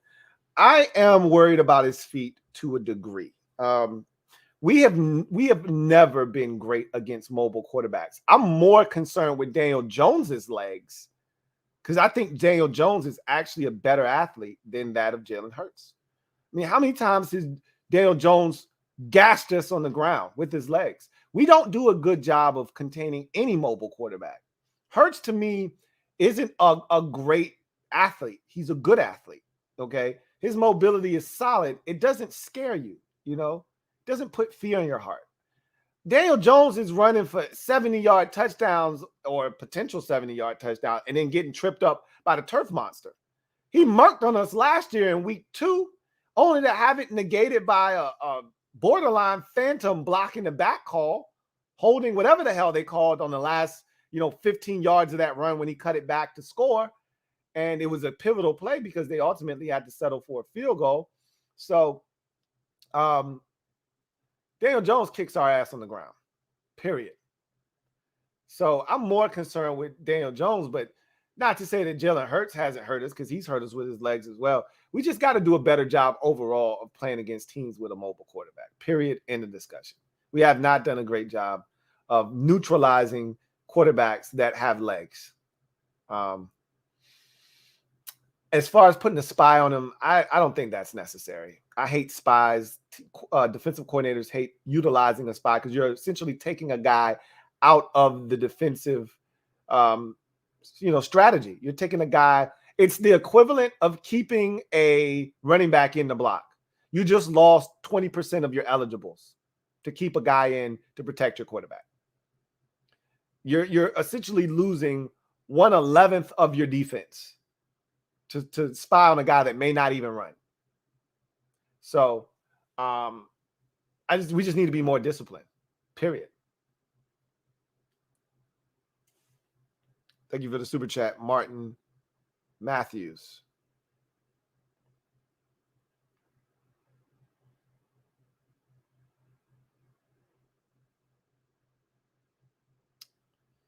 CJ Shoots Photo.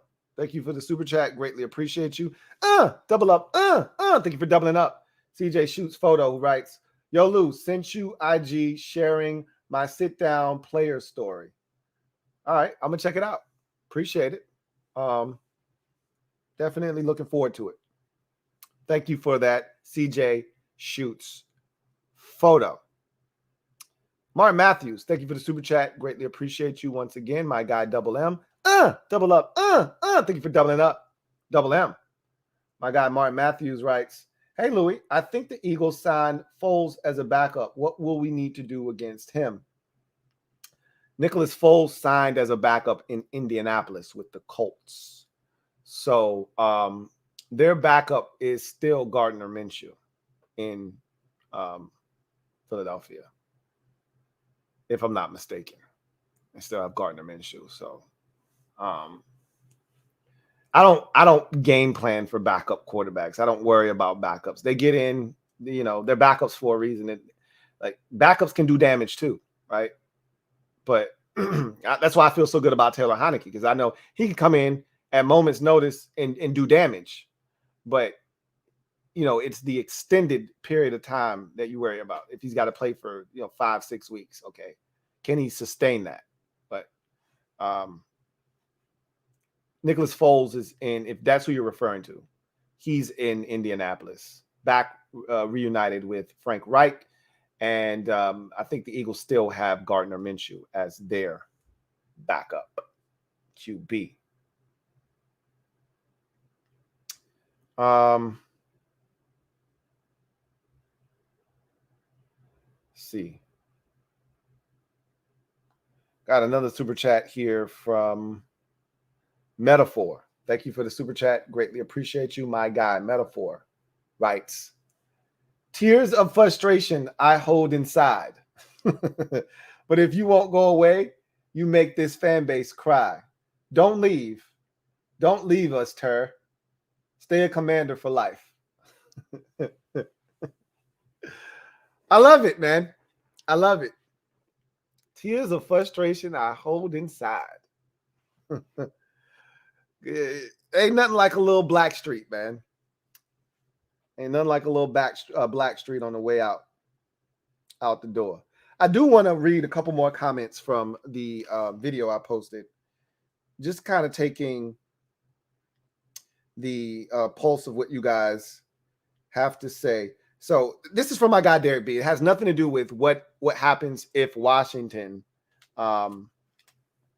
makes the playoffs or wins double-digit games. If he says, so one of the comments I made in the video is that the Colts were spoiled. They went from Peyton Manning to Andrew Luck to they had the one little year where they sucked, and then they got Phillip Rivers, and it was the same thing with Andrew Luck. They sucked for a year, then they got Andrew Luck, then they got Phillip Rivers, and then they went right from Phillip Rivers to Carson Wentz. So there was never a true drop-off at the quarterback position. So they got spoiled. They just expected to make the postseason. And he says to that, yes, in all caps, I've been calling the Colts spoiled for months. They were insanely delusional last season. If you watched Hard Knocks, which I did, they truly believed they had a championship roster, and they had far from it. I agree. Their plan was to hoist the Lombardi. Their plan to hoist the Lombardi was to trade for a guy coming off the worst season of his career and sign a left tackle coming off a torn Achilles to protect his blind side. A wise man once said, if you believe that, you need to wash your face and get your mind right. So he felt like they were delusional in setting Carson Wentz up to fail from the beginning. King of the North had an interesting comment. He writes, we have to see consistent play at the quarterback, a starting NFL level, and we have to get off to a hot start. I agree with both of those things. He said, Lou, this optimism you are showing is intriguing to me. He said, through the years I've been watching you, I've almost always had a similar opinion to you about the state of the team and what to expect. I don't share your optimistic outlook this year, though. I don't know what to think about Wentz, but I refuse to get caught up in the team propaganda machine this year.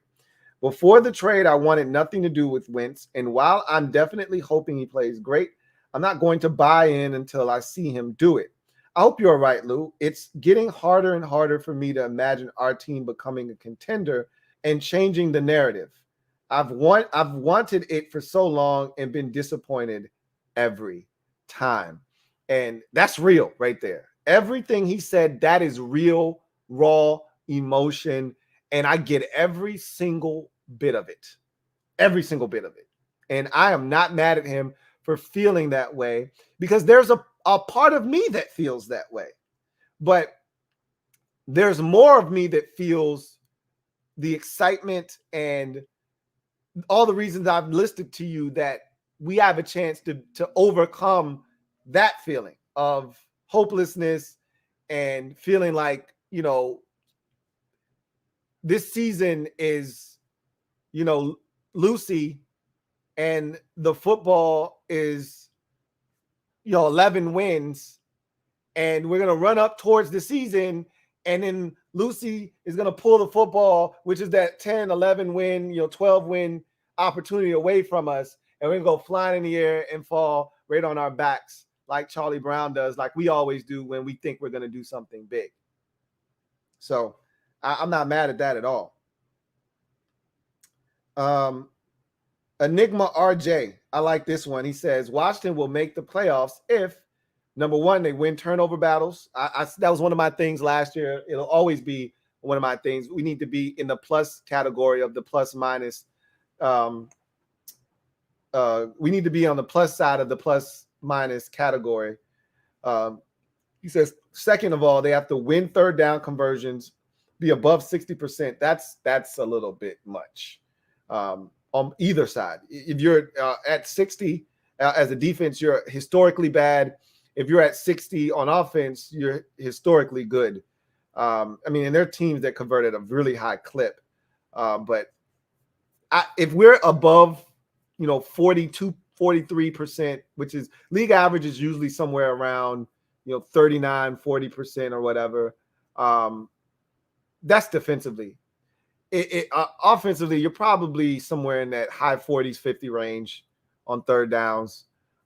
If we're somewhere in that range, I think we'll be fine. Mid 50s, 60. 60 is a little high. That's essentially saying every 2 out of 3 third downs you're converting. That's tough. I'd like it to be. I'd like to be, 12 of 18 every game on third downs, or 4 of 6 on third down. But that's the reality of the situation, is we probably won't be, that way. We won't be 8 of 12 on third down every game. You're gonna have games where you're 6 of 18 on third down, but that might be enough to win the game. You know what I'm saying? So anyway, it usually balances itself out. Anyway.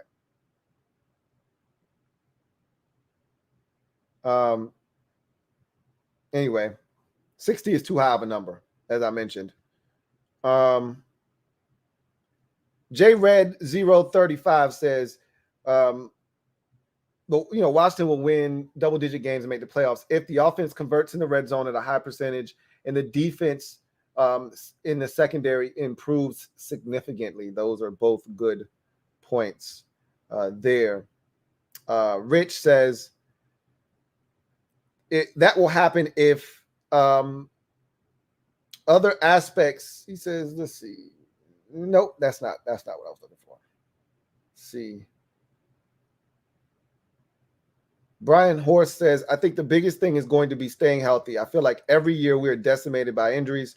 One other thing, I don't think you could put the cart before the horse. Right, I said the apple before the cart. I mixed up like 3 idioms in one. Pac-Man, my guy Pac-Man says, Washington makes the playoffs if we win games against teams we are supposed to beat and play intelligent, disciplined, and meaningful football. Great points there. Etsy Dan says, if Carson clicks, we get 11 to 12 wins and a trip to the playoffs, all down to how he gels with the offense. Black Male 67 says it's hard not to get excited with the returning players and another year in the system. We make the playoffs with a rise from the defense and great quarterback play. That is so spot on. Let's see. I think I got a couple more super chats, and then we'll just go ahead and get out of here. I see one there, and I see one there. Brian Norfleet, thank you for the super chat. Greatly appreciate you. Thank you for being a member of the MOBB. My guy Brian writes, "Hey Lou, what's up, Brian?" He said, "Did you get an invite to Ashburn with the other Commanders social influencers? Your work here is stellar. HTTC." No, I did not, but they might have reached out to the Commanders.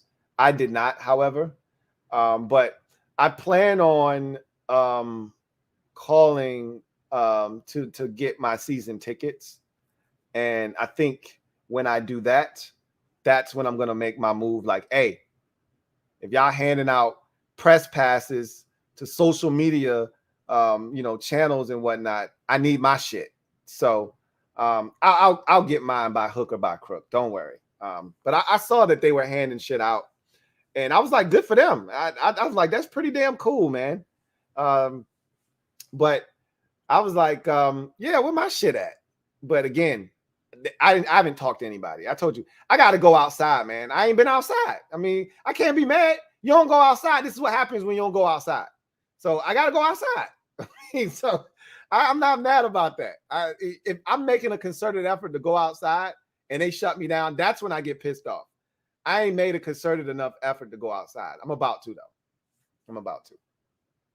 Thank you for the super chat, Brian Norfleet. Doje 3Ms, thank you for the super chat. Greatly appreciate you. Who writes, do you feel our offense is better than Philly as a whole? And if not, what position groups do you feel we have an advantage over them in? Our offense as a whole, is it better than Philadelphia's? That is interesting because I'm biased. So I would say yes, it is. But I think their offensive line is better than ours. I like our running backs better than theirs.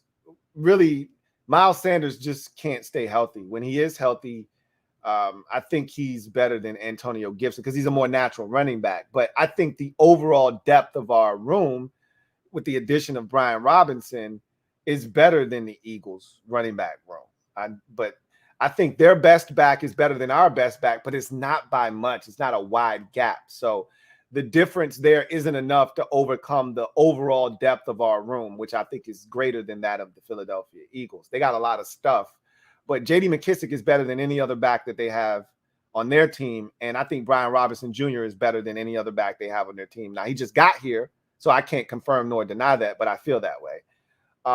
Their tight ends are better than our tight ends. They beat us there as well.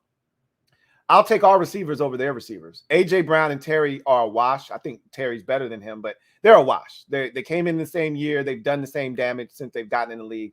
A.J. probably a little bit more in the touchdown department. Terry probably a little bit more in the yardage department. But that said, they're a wash. Their number two just got there, but I think he's better than any number 2, 3, or whatever you want. He's better than anybody we have on our roster, Devontae Smith. But then after that, I think, Curtis Samuel, and all the rest of those guys in our room are better than the collection of guys they have behind Devontae Smith. So I think our wide receiver room, it might be a wash. It may be a push right now. But I think after this season, I don't think the Eagles will be able to talk about, the receiver room being even close. I think our receivers are going to distance themselves. Jahan Dotson is going to have a really big rookie season. I think you may see a breakout second year from De'Ami Brown. Curtis Samuel, I think he's ready to really stand up and announce himself as a member of the Commanders. And we know what Terry is. And Cam Sims had a big year 2 years ago, so Cam Sims, I'd put him, if Cam Sims were on the Philadelphia Eagles, he'd be their number 3 receiver. He's like the 5th receiver right now that we're looking at in Washington, and he's probably a little bit higher in the wide receiver room than I'm giving him credit for. They probably see him as the third receiver in our wide receiver room. But I just see all the speed and all the other guys, and I see him as like the fourth or fifth option in Washington. But it's probably like a push. So their offensive line is better. Their tight end group is better. I think our running backs are better. You could say that the receiver room is a push. I think our quarterback room is better than theirs. So all in all, it's close. I said all of that to say this. It's close. But I'd give us the nod because I think we have more. I think the talent on offense for us is greater than that of the Eagles. Again, I think we have more talent at receiver than they do. I think they have clearly more tight end talent than we do. I think their offensive line is more talented, but it's also older too. You know, they've got some older guys on their offensive line, whereas our line is relatively young. Now, our guards, the two guys we got from Carolina, they're getting up there, right? But they're not super old, right? So they've got some guys with a little bit of experience on that offensive line. And then they've got some guys on the interior that I'm not too fond of. But all in all, their offensive line is better than our offensive line. And our running backs are better than theirs. Again, it's not by a ton, but it's enough. And I think our quarterback room is better than theirs. You know, they got an undrafted guy in this year's draft in Carson Strong. We got a 5th round pick. So those are a wash. Our backups look identical, right? Like really what it comes down to is their former guy against their current guy. I'll take our guy over their guy any day of the week. Hell, I would have taken our guy last year over their guy in Ryan Fitzpatrick any day of the week. So it's close, man. It's really close between the two teams. It's close.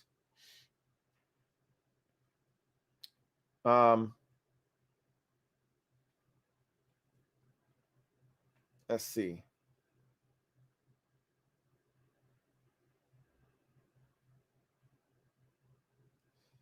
I got a super chat here.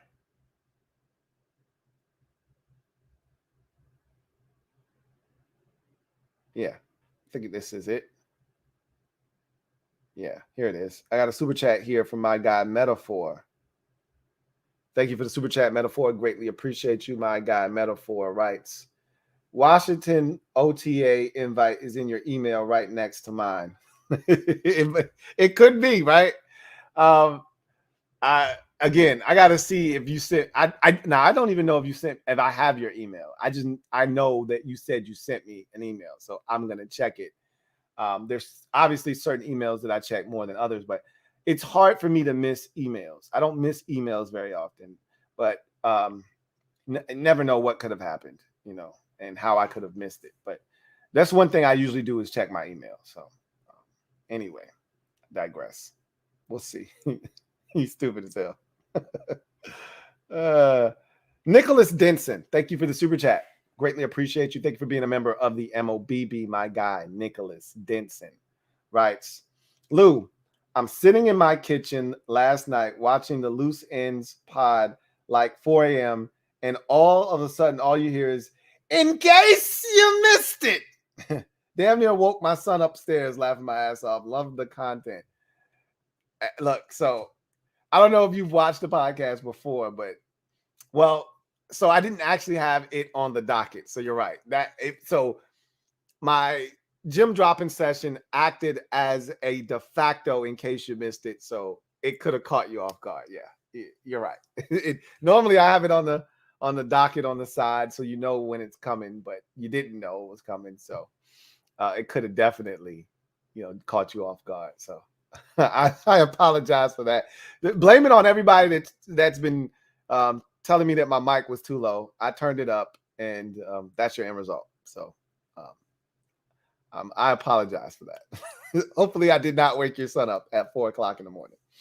Anyway, I digress. Thank you for the super chat.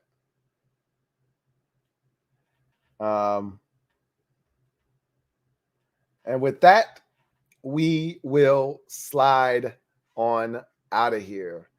Thank you guys for joining me tonight on the show.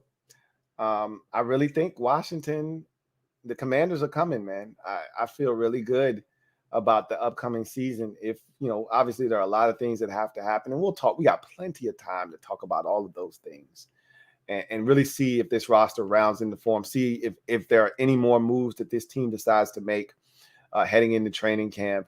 But, the goal is to stay healthy, get to the starting blocks with all of your horses ready to rock and roll. And then I just want to be healthy and let the chips fall where they may. But, we'll see what happens at the end of the day. I'm excited. You guys know it. I keep telling you this. And they've given me no reason not to be excited. So the optimism is probably at its peak right now, because as we get closer to the season, I'm going to be excited for football, but I'm going to probably taper my expectations, or at least talk down a bit, and not talk up this team, because I am a bit superstitious. Not as bad as I used to be as a kid, but I don't like disrespecting other teams when we're not that guy. As that legendary meme, hey, you're not that guy. You're not that guy. We're not that guy. We're not that team that's capable of looking at another team and saying, hey, we about to do you. That's not who we are. So I like to be respectful of my opponents, even if I feel like I'm supposed to do you. Until we actually do you, I got to be respectful to you. So I'll be a lot more mild-mannered as we get to the season. But we got a couple of videos along the way. We got to meet up with the Super Friends again. And, we got to do a couple of things before we get to the season. And I can't promise you I'm going to behave myself. I can't promise you that. I want to, but I can't. But that's why you love me. Anyway, I am a Washington fan, etched in burgundy and gold. My Washington spirit will never die. Washington spirit will never fold until we meet again. Post up and take command. You guys enjoy the rest of your week. If you are a staunch supporter of the podcast, you'll see me tomorrow.